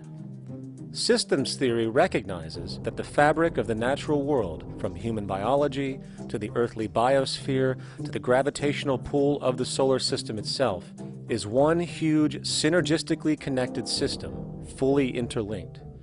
Just as human cells connect to form our organs, and the organs connect to form our bodies, and since our bodies cannot live without the earthly resources of food, air, and water, we are intrinsically connected to the earth, and so on.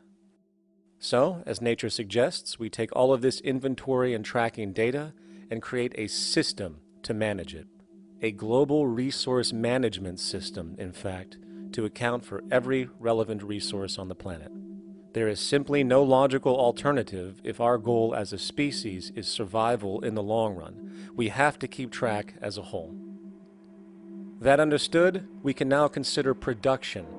How do we use all this stuff?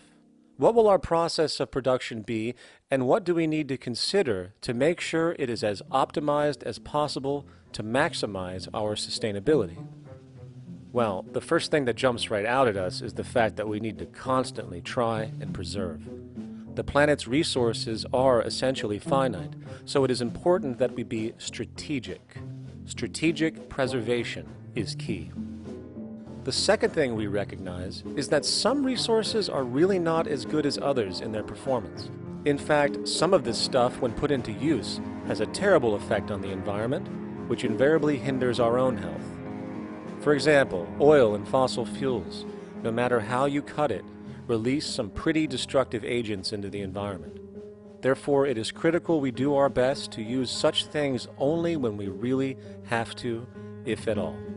Fortunately for us, we see a ton of solar, wind, tidal, wave, heat differential, and geothermal possibilities for energy production, so we can strategize objectively about what we use and where to avoid what could be called negative retroactions, or anything that results from production or use that damages the environment and hence ourselves. We will call this strategic safety, to couple in with our strategic preservation. But production strategies do not stop there. We are going to need an efficiency strategy for the actual mechanics of production itself. And what we find is that there are roughly 3 specific protocols we must adhere to. 1. Every good we produce must be designed to last as long as possible. Naturally, the more things break down, the more resources we are going to need to replace them, and the more waste produced. 2. When things do break down or are no longer usable for whatever reason, it is critical that we harvest or recycle as much as we possibly can. So the production design must take this into account directly at the very earliest stages. 3. Quickly evolving technologies, such as electronics, which are subject to the fastest rates of technological obsolescence, would need to be designed to foreshadow and accommodate physical updates. The last thing we want to do is throw away an entire computer system just because it has only one broken part or is outdated. So we simply design the components to be easily updated, part by part, standardized and universally interchangeable, foreshadowed by the current trend of technological change. And when we realize that the mechanisms of strategic preservation, strategic safety, and strategic efficiency are purely technical considerations, devoid of any human opinion or bias, we simply program these strategies into a computer which can weigh and calculate all the relevant variables, allowing us to always arrive at the absolute best method for sustainable production based on current understandings. And while that might sound complex, all it is a glorified calculator. Not to mention such multivariate decision-making and monitoring systems are already used across the world today for isolated purposes. It is simply a process of scaling it out. So, now we not only have our resource management system, but also a production management system, both of which are easily computer automated to maximize efficiency, preservation, and safety. The informational reality is that the human mind, or even a group of humans, cannot track what needs to be tracked. It must be done by computers, and it can be. And this brings us to the next level, distribution. What sustainability strategies make sense here? Well, since we know that the shortest distance between 2 points is a straight line, and since energy is required to power transport machines, the less transport distance, the more efficient. Producing goods in one continent and shipping them over to another only makes sense if the goods in question simply cannot be produced in the target area. Otherwise, it is nothing but wasteful. We must localize production so distribution is simple, fast, and requires the least amount of energy. We'll call this the proximity strategy. which simply means we reduce the travel of goods as much as possible, whether raw materials or finished consumer products. Of course, it might also be important to know what goods we are transporting and why, and this falls under the category of demand. And demand is simply what people need to be healthy and to have a high quality of life.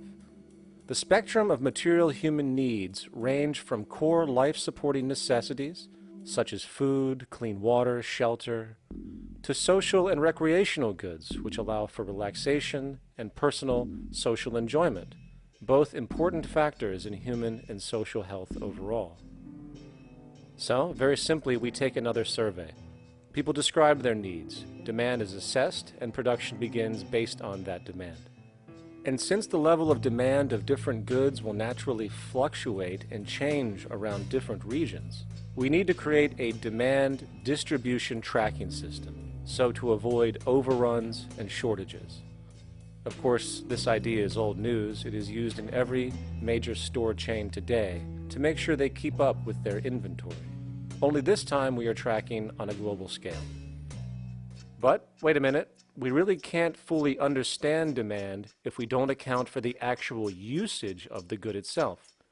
Is it logical and sustainable for every single human to, say, have one of everything made, regardless of their usage? No, that would be simply wasteful and inefficient. If a person has a need for a good, but that need is only for, say, 45 minutes a day on average, it would be much more efficient if that good was made available to them and to others when needed. Many forget that it isn't the good that they want, it is the purpose of that good. When we realize that the good itself is only as important as its utility, we see that external restriction, or what we might call today ownership, is extremely wasteful and environmentally illogical in a fundamental economic sense. So, we need to devise a strategy called strategic access. This will be the foundation of our demand distribution tracking system, which makes sure we can meet the demand of the population's needs for access of whatever they need when they need it.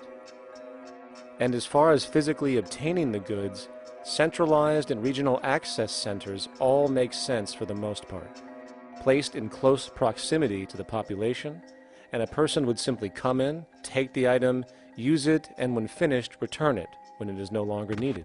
Sort of how a library works today. In fact, these centers could not only exist in the community in the way we see local stores today, but specialized access centers would exist in specific areas where often certain goods are utilized, saving more energy with less repeat transport. And once this demand tracking system is in order, it is tied into our production management system, and of course into our resource management system, hence creating a unified, dynamically updating global economic management machine that simply makes sure we remain sustainable, starting with securing the integrity of our finite resources, moving to make sure we only create the best, most strategic goods possible, while distributing everything in the most intelligent and efficient way. And the unique result of this preservation-based approach, which is intuitively counter to many, is that this logical, ground-up, empirical process of preservation and efficiency, which can only define true human sustainability on this planet, would likely enable something never before seen in human history. Access abundance, not just for a percentage of the global population, but the entire civilization. This economic model, as was just generalized, this responsible systems approach to total Earth resource management and processes, designed again to do nothing less than take care of humanity as a whole in the most efficient and sustainable way, could be termed a resource-based economy. The idea was defined in the 1970s by structural engineer Jacques Fresco. He understood back then that society was on a collision course with nature and itself, unsustainable on every level. And if things didn't change, we would destroy ourselves one way or another. Are all these things you're saying, Jacques, could they be built with what we know today, or are some of these things, are you guessing based on what we know today? No. All of these things can be built with what we know today. It would take 10 years to change the surface of the earth, to rebuild the world into a second Garden of Eden. The choice lies with you. The stupidity of a nuclear arms race, the development of weapons, trying to solve your problems politically by electing this political party or that political party, that all politics is immersed in corruption. Let me say it again. Communism, socialism, fascism, the Democrats, the liberals, we want to absorb human beings. All organizations that believe in a better life for man, there are no Negro problems or Polish problems or Jewish problems or Greek problems or women's problems. They're human problems. I'm not afraid of anybody. I don't work for anyone. No one can discharge me. I have no boss. I am afraid to live in the society we live in today. Our society cannot be maintained by this type of incompetency. It was great, the free enterprise system, about 35 years ago. That was the last of its usefulness. Now we've got to change our way of thinking or perish. The horror movies of the future will be our society, the way it didn't work. And politics would be part of a horror movie. Lots of people today use the term cold science because they're analytical. And they don't even know what analytical means. Science means closer approximations of the way the world really works. So it's telling the truth, is what it is. A scientist doesn't try to get along with people. They tell them what their findings are. They have to question all things. And if some scientist comes up with an experiment that shows certain materials have certain strength, other scientists have to be able to duplicate that experiment and come up with the same results. Even if a scientist feels that an airplane wing, due to mathematics or calculations, can hold up a given amount of weight, they still pile sandbags on it to see when it breaks. And they say, you know, my calculations are right, or they're not correct. I love that system because it's free of bias and free of thinking that math can solve all the problems. You have to put your math to test also. I think that every system that can be put to test should be put to test. And that all decisions should be based upon research. A resource-based economy is simply the scientific method applied to social concern, an approach utterly absent in the world today. Society is a technical invention, and the most efficient methods of optimized human health, physical production, distribution, city infrastructure, and the like reside in the field of science and technology, not politics or monetary economics. It operates in the same systematic way as, say, an airplane, and there is no Republican or liberal way to build an airplane. Likewise, nature itself is the physical referent we use to prove our science, and it is a set system, emerging only from our increased understanding of it. In fact, it has no regard for what you subjectively think or believe to be true. Rather, it gives you an option. You can learn and fall in line with its natural laws and conduct yourself accordingly, invariably creating good health and sustainability, or you can go against the current to no avail. It doesn't matter how much you believe you can just stand up right now and walk on the wall next to you. The law of gravity will not allow it. If you do not eat, you will die. If you are not touched as an infant, you will die. As harsh as it may sound, nature is a dictatorship, and we can either listen to it and come in harmony with it, or suffer the inevitable adverse consequences. So, a resource-based economy is nothing more than a set of proven, life-supporting understandings where all decisions are based upon optimized human and environmental sustainability. It takes into account the empirical life ground, which every human being shares as a need, regardless, again, of their political or religious philosophy. There is no cultural relativism to this approach. It isn't a matter of opinion.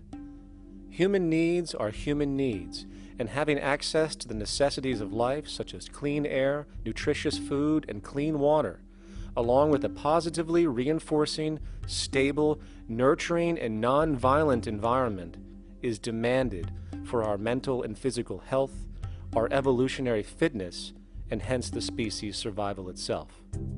A resource-based economy would be based upon available resources. You can't just bring a lot of people to an island or build a city of 50,000 people without having access to the necessities of life. So when I use the term a comprehensive systems approach, I'm talking about doing an inventory of the area first and determining what that area can supply, not just architectural approach, not just design approach, but design must be based on all of the requirements to enhance human life. And that's what I mean by an integrated way of thinking. Food, clothing, shelter, warmth, love, all those things are necessary. If you deprive people of any of them, you have a lesser human being, less capable of functioning. As previously outlined, a resource-based economy's ground-up, global, systems approach to extraction, production, and distribution is based upon a set of true economic mechanisms, or strategies, which guarantee efficiency and sustainability in every area of the economy.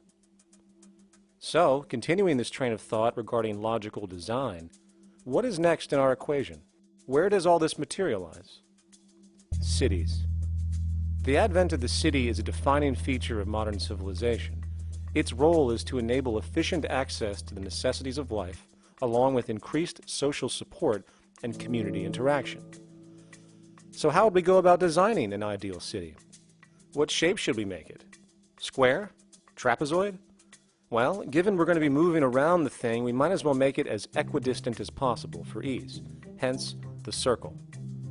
What should the city contain? Well, naturally we need a residential area, a goods production area, a power generation area, an agricultural area. But we also need nurturing as human beings, hence culture, nature, recreation, and education. So let's include a nice open park, an entertainment events area for cultural purposes and socializing, and educational and research facilities. And since we're working with a circle, it seems rational to place these functions in belts based on the amount of land required for each goal, along with ease of access. Very good. Now, let's get down to specifics. First, we need to consider the core infrastructure, or intestines, of the city organism. These would be the water, good, waste, and energy transport channels. Just as we have water and sewage systems under our cities today, we would extend this channeling concept to integrate waste recycling and delivery itself. No more mailmen or garbage men. It is built right in. We could even use automated pneumatic tubes and similar technologies. Same goes for transport. It needs to be integrated and strategically designed to reduce or even remove the need for wasteful, independent automobiles.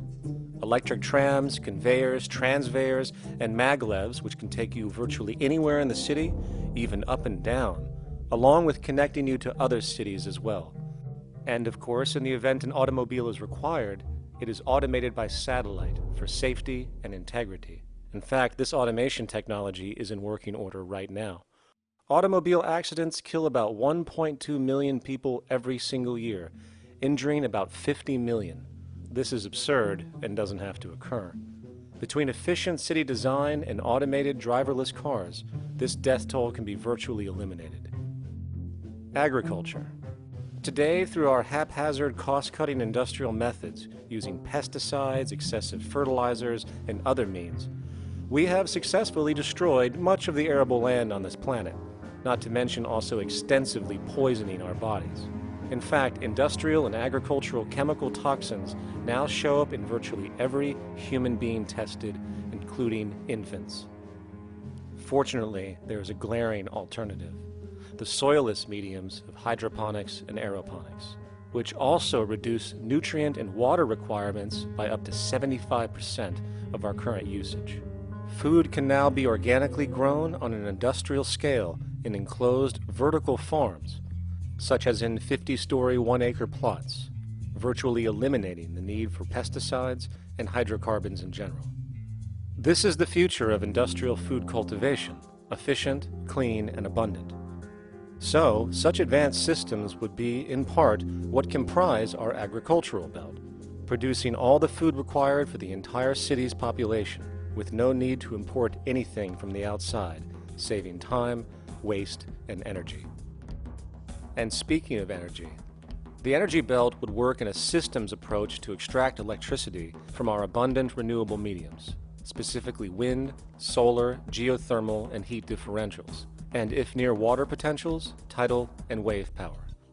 To avoid intermittency and make sure a positive net energy return occurs, these mediums would operate in an integrated system, powering each other when needed, while storing excessive energy to large supercapacitors under the ground, so nothing can go to waste. And not only does the city power itself, particular structures will also power independently and generate electricity through photovoltaic paints, structural pressure transducers, the thermocouple effect, and other current but underutilized technologies. But of course, this begs the question, how does this technology and goods in general get created in the first place? This brings us to production. The industrial belt, apart from having hospitals and the like, would be the hub of factory production. Completely localized overall, it would of course obtain raw materials by way of the global resource management system just discussed, with demand being generated by the population of the city itself. As far as the mechanics of production, we need to discuss a new, powerful phenomenon which was sparked very recently in human history and is on pace to changing everything. It's called mechanization, or the automation of labor. Well, if you look around you, you'll notice that almost everything that we use today is built automatically. Your shoes, your clothes, your home appliances, your car, and so on, they are all built by machines in an automatic way. Can we say that the society has not been influenced by these major technological advancements? Of course not. These systems really dictate new structures and new needs, and they make a lot of other things obsolete. So we've been going up in the development and use of technology in an exponential way. So definitely automation is going to continue. You cannot stop technologies that just make sense. Labor automation through technology is at the bottom of every major social transformation in human history. From the agricultural revolution and the invention of the plow, to the industrial revolution and the invention of the powered machine, to the information age we live in now through essentially the invention of advanced electronics and computers. And with regard to advanced production methods today, mechanization is now evolving on its own, moving away from the traditional method of assembling component parts into a configuration into an advanced method of creating entire products in one single process. Like most engineers, I'm fascinated by biology because it's so full of examples of extraordinary pieces of engineering. And absolutely, what biology is the study of things that copy themselves. Of course, that's good a definition of life as we've got. Again, as an engineer, I've always been intrigued by the idea of machines that would copy themselves. RepRap is a three-dimensional printer. That's to say, it's a printer that you plug into a computer, and instead of making two-dimensional sheets of paper with patterns on, it makes real, physical, three-dimensional objects. Now, there's nothing new about that. 3D printers have been around for about 30 years. Big thing about RepRap is that it prints most of its own parts. So if you've got one, you can make another one and give it to a friend, as well as being able to print lots of useful things. From the simple printing of basic household goods in your home, to the printing of an entire automobile body in one swoop, advanced automated 3D printing now has the potential to transform virtually every field of production, including home construction. Contour crafting is actually a fabrication technology, the so-called 3D printing, when you directly build a 3D object from a computer model. Using contour crafting, it will be possible to build a 2,000 square foot home entirely by the machine in one day. The reason that people are interested in automating construction is that it really brings a lot of benefits. For example, construction is pretty labor intensive, and although it provides job for a sector of the society, it also has issues and complications. For example, Construction is the most dangerous job that there is. It is worse than mining and agriculture. It has got the highest level of fatality almost in every country. Another issue is the waste. An average home in the United States has 3 to 7 tons of waste. So this is huge if we look at the impact of construction and knowing that about 40% of all materials in the world are used in construction. So big waste of energy and resources and big damage to the environment as well.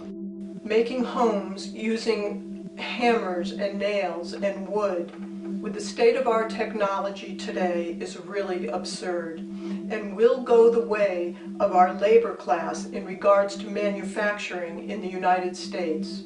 Recently, there was a study by economist David Autor of MIT that states that our middle class is obsolete and being replaced by automation. Quite simply, mechanization is more productive, efficient, and sustainable than human labor in virtually every sector of the economy today. Machines do not need vacations, breaks, insurance, pensions, and they can work 24 hours a day every day. The output potential and accuracy compared to human labor is unmatched. The bottom line, repetitive human labor is becoming obsolete and impractical across the world, and the unemployment you see around you today is fundamentally the result of this evolution of efficiency in technology. For years, market economists have dismissed this growing pattern, which could be called technological unemployment, because of the fact that new sectors always seem to emerge to reabsorb the displaced workers. Today, the service sector is the only real hub left and currently employs over 80% of the American workforce, with most industrialized countries maintaining a similar proportion. However, this sector is now being challenged increasingly by automated kiosks, automated restaurants, and even automated stores. Economists today are finally acknowledging what they have been denying for years. Not only is technological unemployment exacerbating the current labor crisis we see across the world due to the global economic downturn, but the more the recession deepens, the faster the industries are mechanizing. The catch, which is not realized, is that the faster they mechanize to save money, the more they displace people, the more they reduce public purchasing power. This means that while the corporation can produce everything more cheaply, fewer and fewer people will actually have money to buy anything, regardless of how cheap they become. The bottom line is that the labor for income game is slowly coming to an end. In fact, if you take a moment to reflect on the jobs which are in existence today, which automation could take over right now if applied, 75% of the global workforce could be replaced by mechanization tomorrow. And this is why, in a resource-based economy, there is no monetary market system, no money at all, for there is no need. A resource-based economy recognizes the efficiency of mechanization and accepts it for what it offers. It doesn't fight it like we do today. Why? Because it is irresponsible not to, given any interest in efficiency and sustainability. And this brings us back to our city system. In the center is the central dome, which not only houses the educational facilities and transportation hub, it also hosts the mainframe that runs the city's technical operations. The city is, in fact, one big automated machine. It has sensors in all technical belts to track the progress of agriculture, energy gathering, production, distribution, and the like. Now, would people be needed to oversee these operations in the event of a malfunction or the like? Most probably yes, but that number would decrease over time as improvements continue. However, as of today, maybe 3% of the city population would be needed for this job when you break it down. And I can assure you that in an economic system which is actually designed to take care of you and secure your well-being, without you having to submit to a private dictatorship on a daily basis, usually to a job that is either technically unnecessary or socially pointless, while often struggling with debt that doesn't exist just to make ends meet. I guarantee you people will volunteer their time left and right to maintain and improve a system that actually takes care of them. And coupled with this issue of incentive comes the common assumption that if there isn't some external pressure for one to work for a living, people will just sit around, do nothing, and turn into fat, lazy blobs. This is nonsense. The labor system we have today is in fact the generator of laziness, not a resolver of it. If you think back to when you were a child, full of life, interested in new things to understand, likely creating and exploring, but as time went on, the system pushed you into the focus of figuring out how to make money. And from early education to study at a university, you are narrowed, only to emerge as a creature which serves as a cog in a wheel in a model that sends all the fruits to the upper 1%. Scientific studies have now shown that people are, in fact, not motivated by monetary reward when it comes to ingenuity and creation. The creation itself is the reward. Money, in fact, appears only to serve as an incentive for repetitive, mundane actions, a role we have just now shown can be replaced by machine. So when it comes to innovation, the actual use of the human mind, the monetary incentive has proven to be a hindrance, interfering and detracting from creative thought. And this might explain why Nikola Tesla, the Wright brothers, and other inventors who contributed massively to our current world never showed a monetary incentive to do so. Money is, in fact, a false incentive and causes 100 times more distortion than it does contribution.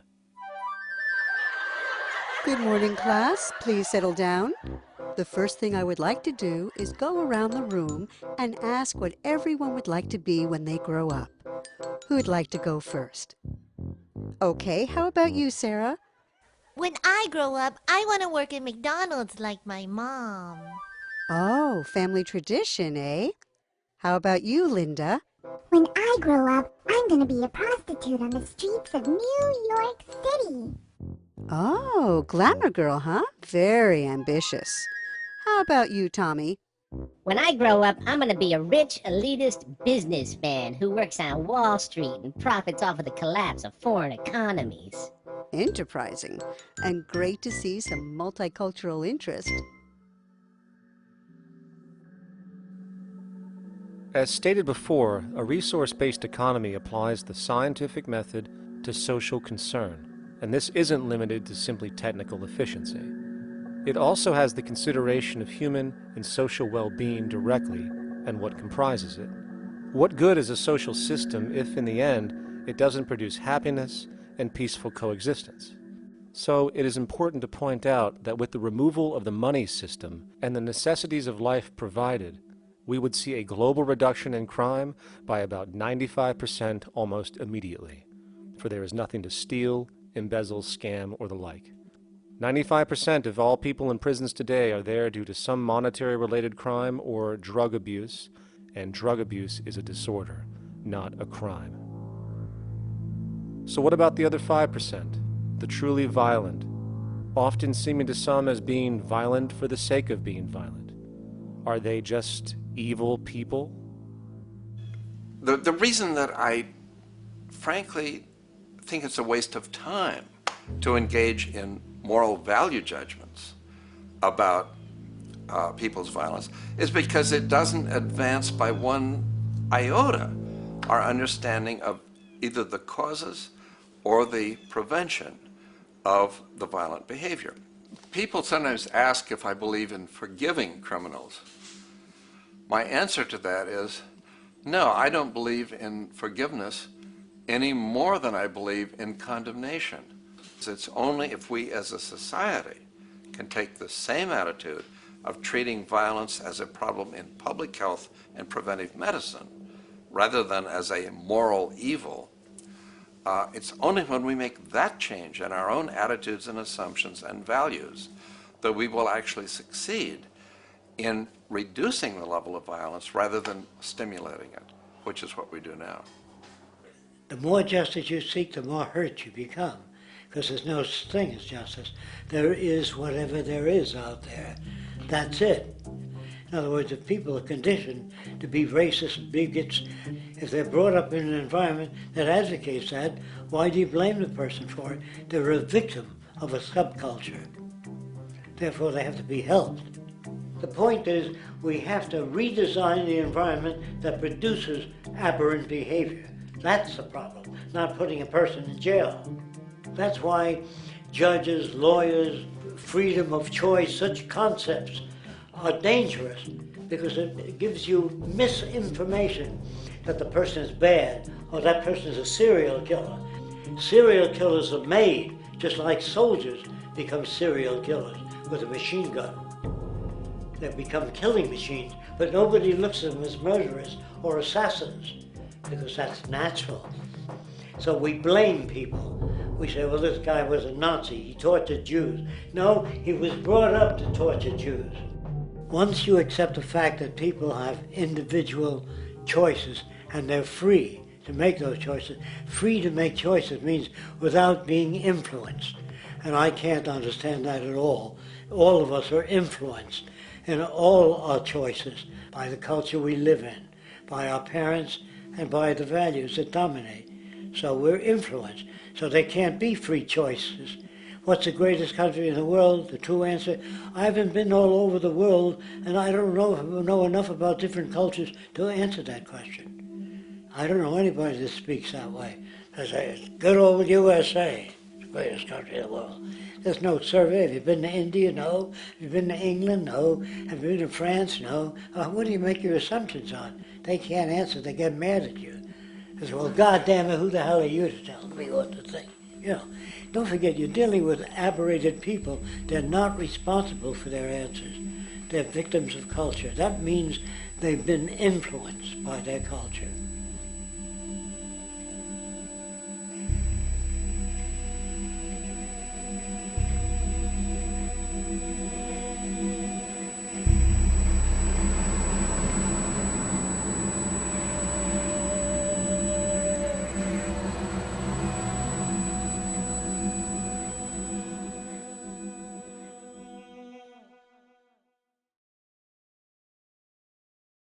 When we consider a resource-based economy, there are often a number of arguments that tend to come up with regard to the efficiency. Hey!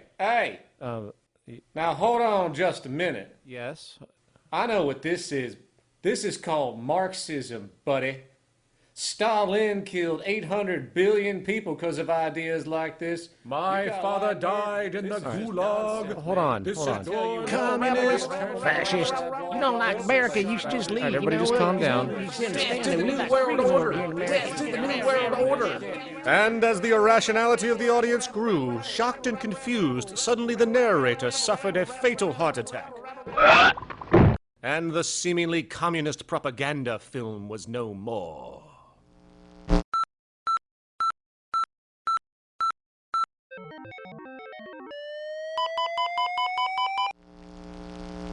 You know, I've said that sort of thing to people in think tank type of situations, and you know, these Club of Rome types and so forth.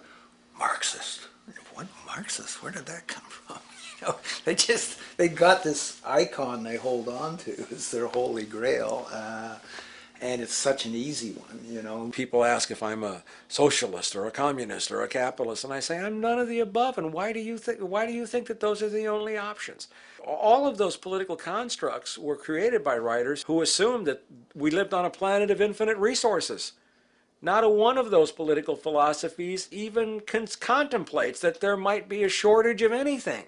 I believe that communism, socialism, free enterprise, fascism are part of social evolution, that you can't take a giant step from one culture to another, but they're in-between systems. Before there's any ism, we've got a life ground, and the life ground is, as I just described most easily, it's all the conditions required to take your next breath, and that involves the air you breathe, the water you get, the safety you have, the education you can access, all these things that we share and use and that no life in any culture can do without. So we've got to reset down to the life ground, and the life ground is no longer any ism. It's life value analysis. It's simply a matter of historical fact that the dominant intellectual culture of any particular society reflects the interest of the dominant group in that society. In a slave-owning society, the beliefs about human beings and human rights and so on will reflect the needs of the slave owners. In a society which again is based on the power of certain people to control and profit from the lives and work of millions of others, the dominant intellectual culture will reflect the needs of the dominant group. And so that if you look across the board, the ideas that pervade psychology and sociology and history and political economy and political science fundamentally reflect certain elite interests. And the academics who question that too much tend to get shunted to the side or to be seen as sort of radicals. The dominant values of a culture tend to support and perpetuate what is rewarded by that culture. And in a society where success and status is measured by material wealth, not social contribution, it is easy to see why the state of the world is what it is today. We are dealing with a values system disorder, completely denatured, where the priority of personal and social health have become secondary to the detrimental notions of artificial wealth and limitless growth. And like a virus, this disorder now permeates every facet of government, news media, entertainment, and even academia. And built into its structure are mechanisms of protection from anything that might interfere. Disciples of the monetary market religion, the self-appointed guardians of the status quo, constantly seek out ways to avoid any form of thought which might interfere with their beliefs, the most common of which are projected dualities. If you are not a Republican, you must be a Democrat. If you are not a Christian, you might be a Satanist. And if you feel society can be greatly improved to consider perhaps, I don't know, taking care of everyone, you're just a utopianist. And the most insidious of them all, if you are not for the free market, you must be against freedom itself. I'm a believer in freedom. Every time you hear the word freedom being said anywhere or government interference said anywhere, it means, decoded, blocking maximization of turning money into more money for private money possessors. That's it. Every other thing they'll say, oh, we need more commodities for people, oh, this is freedom against tyranny and so forth. Every time you see it, you can decode it down to that. And I think you'll find a one-to-one correlation with every time they use it. And this is a sense in which we might call it's a syntax, a governing syntax of understanding and of value, so that it governs beneath their own recognition of it. So they may not say, oh, I didn't mean that at all, but in fact, that's what they do. Just like you may speak a grammar, and you have rules of grammar you follow without recognizing what the rules are. And so what we have is what I call the ruling value syntax that underlies this. So every time they use these words, government interference, lack of freedom, or progress, or development, you can decode them all to come back to mean that. Of course, when you hear the word freedom, it tends to be in the same sentence with something called democracy. It's fascinating how people today seem to believe that they actually have a relevant influence on what their government does, forgetting that the very nature of our system offers everything for sale. The only vote that counts is the monetary vote, and it doesn't matter how much any activist yells about ethics or accountability. In a market system, every politician, every legislation, and hence every government is for sale. And even with the $20 trillion bank bailout starting in 2007, an amount of money which could have changed, say, the global energy infrastructure to fully renewable methods, instead going to a series of institutions that literally do nothing to help society, institutions that could be removed tomorrow with no recourse. The blind conditioning that politics and politicians exist for the public well-being still continues. The fact is, politics is a business, no different than any other in a market system, and they care about their self-interest before anything else. I don't really, honestly, deep down believe in political action. I think the system contracts and expands as it wants to. It accommodates these changes.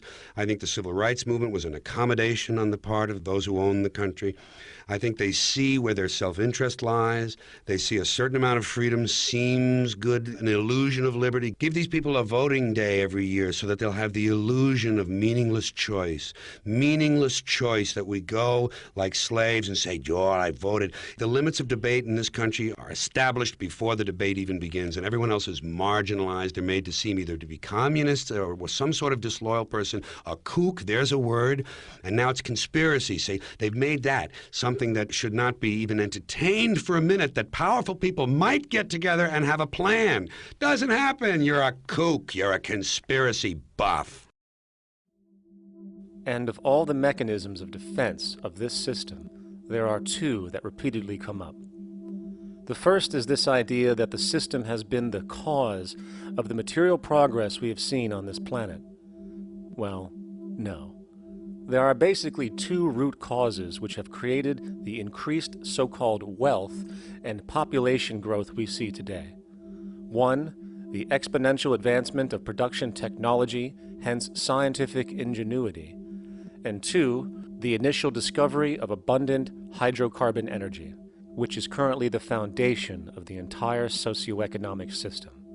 The free market, capitalist, monetary market system, whatever you want to call it, has done nothing but ride the wave of these advents with a distorted incentive system and a haphazard, grossly unequal method of utilizing and distributing those fruits. The second defense is a belligerent social bias generated from years of propaganda, which sees any other social system as a route to so-called tyranny, with various name droppings of Stalin, Mao, Hitler, and the death tolls they generated. Well, as despotic as these men might have been, along with the societal approaches they perpetuated, when it comes to the game of death, when it comes to the systematic daily mass murder of human beings, nothing in history compares to what we have today. Famines throughout at least the last century of our history have not been caused by a lack of food. They've been caused by relative poverty. The economic resources were so inequitably distributed that the poor simply didn't have enough money with which to buy the food that would have been available if they could have afforded to pay for it. That would be an example of structural violence. Another example, in Africa and some other areas, but I'll particularly focus on Africa, tens of millions of people are dying of AIDS. Why are they dying? It's not because we don't know how to treat AIDS. We have, millions of people in the wealthy countries are getting along remarkably well because they have the medicines that will treat it. The people in Africa who are dying of AIDS are not dying because of the HIV virus. They're dying because they don't have the money with which to pay for the drugs that would keep them alive. Gandhi saw this. He said the deadliest form of violence is poverty. And that's absolutely right. Poverty kills far more people than all the wars in history, more people than all the murderers in history, more than all the suicides in history. Not only does structural violence kill more people than all the behavioral violence put together, structural violence is also the main cause of behavioral violence.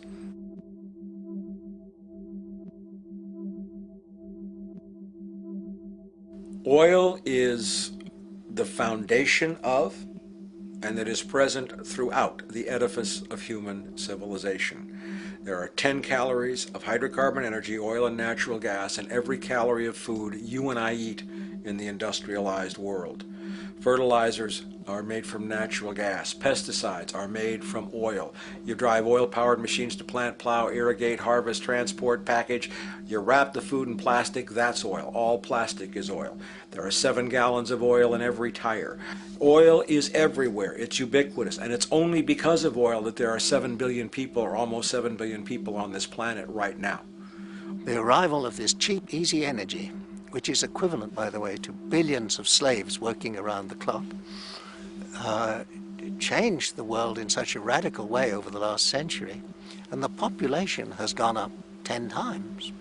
But by 2050, oil supply is able to support less than half the present world's population in their present way of life. So the scale of adjustment to live differently is just enormous. The world is now using 6 barrels of oil for every barrel it finds. 5 years ago, it was using 4 barrels of oil for every barrel it finds. A year from now, it's going to be using 8 barrels of oil for every barrel it finds. What's disturbing to me is the lack of any real effort from governments worldwide or industry leaders worldwide to do something different. I mean, we have these sort of attempts to build more wind power and to maybe do something with tide. We've got attempts to make our cars a little bit more efficient. But there's nothing which really looks like a revolution coming along. These are all pretty minor. And that, I think, is pretty frightening. And the governments who are driven by these economists who don't really appreciate what we're talking about are trying to stimulate consumerism to restore past prosperity in the hope that they can restore the past. They're printing yet more money lacking any collateral at all. So if the economy improves and recovers and growth, the famous growth comes back, it'll only be short-lived because within a short period of time, counted in months rather than years, it'll hit the supply barrier again. There'll be another price shock and a deeper recession. So I think we go into a series of vicious circles. So you have the economic growth going up, price spike, everything shuts down, that's where we are now. Then it starts to come up again. But what we have now is this area where there's no more ability to produce cheap energy. We're at the peak. We're on the downslope of oil production. No way you're going to get any more out of the ground any faster, which means that things shut down. The price of oil drops, which it did in early 2009, but then as you have an ersatz so-called recovery, the price of oil starts to come back. It's recently been hovering around $80 a barrel, and what we see is at $80 a barrel now, with the economic and financial collapse, people are having a hard time affording that. World oil production right now is about 86 million barrels a day. Over 10 years, you're looking at roughly 40 million barrels a day having to be replaced. There's nothing around which can come even within 1% of meeting that sort of demand. If we don't do something pretty quickly, there's going to be a huge energy deficiency. I think the big mistake is in not recognizing a decade or so ago that a concerted effort needed to be made to develop these sustainable forms of energy. I think that's something our grandchildren will look back on with total disbelief. You people knew that you were dealing with a finite commodity.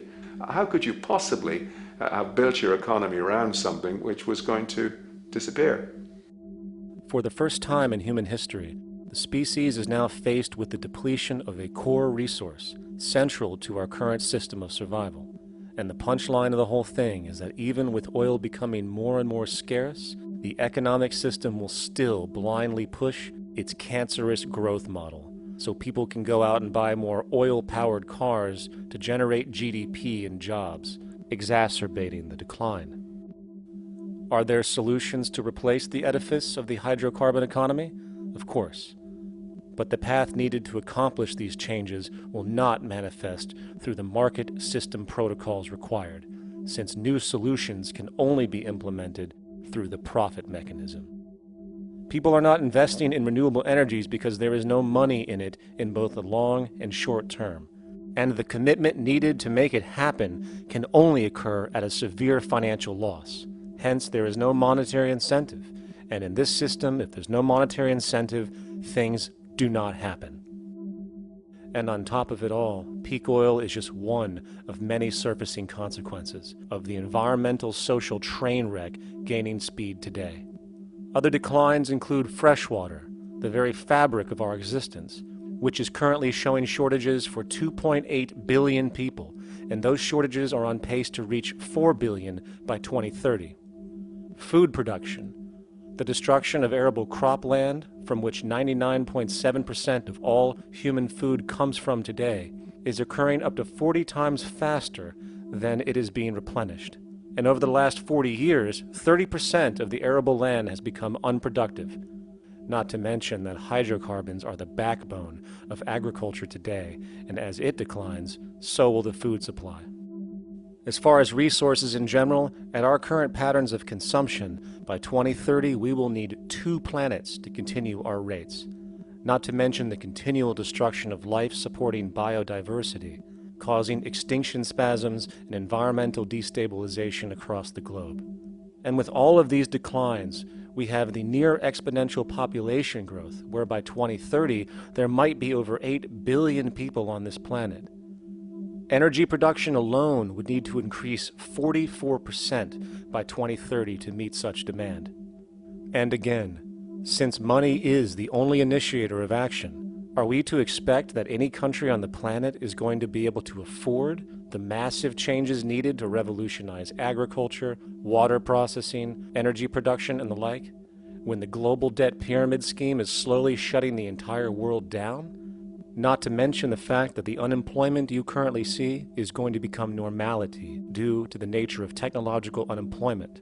The jobs are not coming back.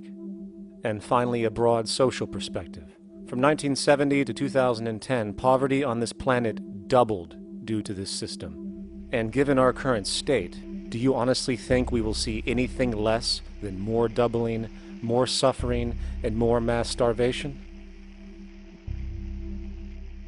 There is not going to be any recovery. This is not some long depression that we're someday going to pull out of. I think the next phase we're going to see after the next round of economic collapse is massive civil unrest, when employment checks stop being paid because the states have no money left. And when things get so bad that people lose confidence in their elected leaders, they will demand change if we don't kill each other in the process or destroy the environment. I'm just afraid that we might get to the point of no return. And that bothers me no end. We do all we can to avoid that condition. It's clear that we're on the verge of a great transition in human life. What we face now is this fundamental change of the life we've known over the last century. There has to be a link between the economy and the resources of this planet, the resources being, of course, all animal and plant life, the health of the oceans and everything else. This is a monetary paradigm that will not let go until it's killed the last human being. The in-group will do all it can to stay in power. And that's what you got to keep in mind. They'll use the Army and Navy and lies or whatever they have to use to keep in power. They're not about to give it up because they don't know of any other system that will perpetuate their kind.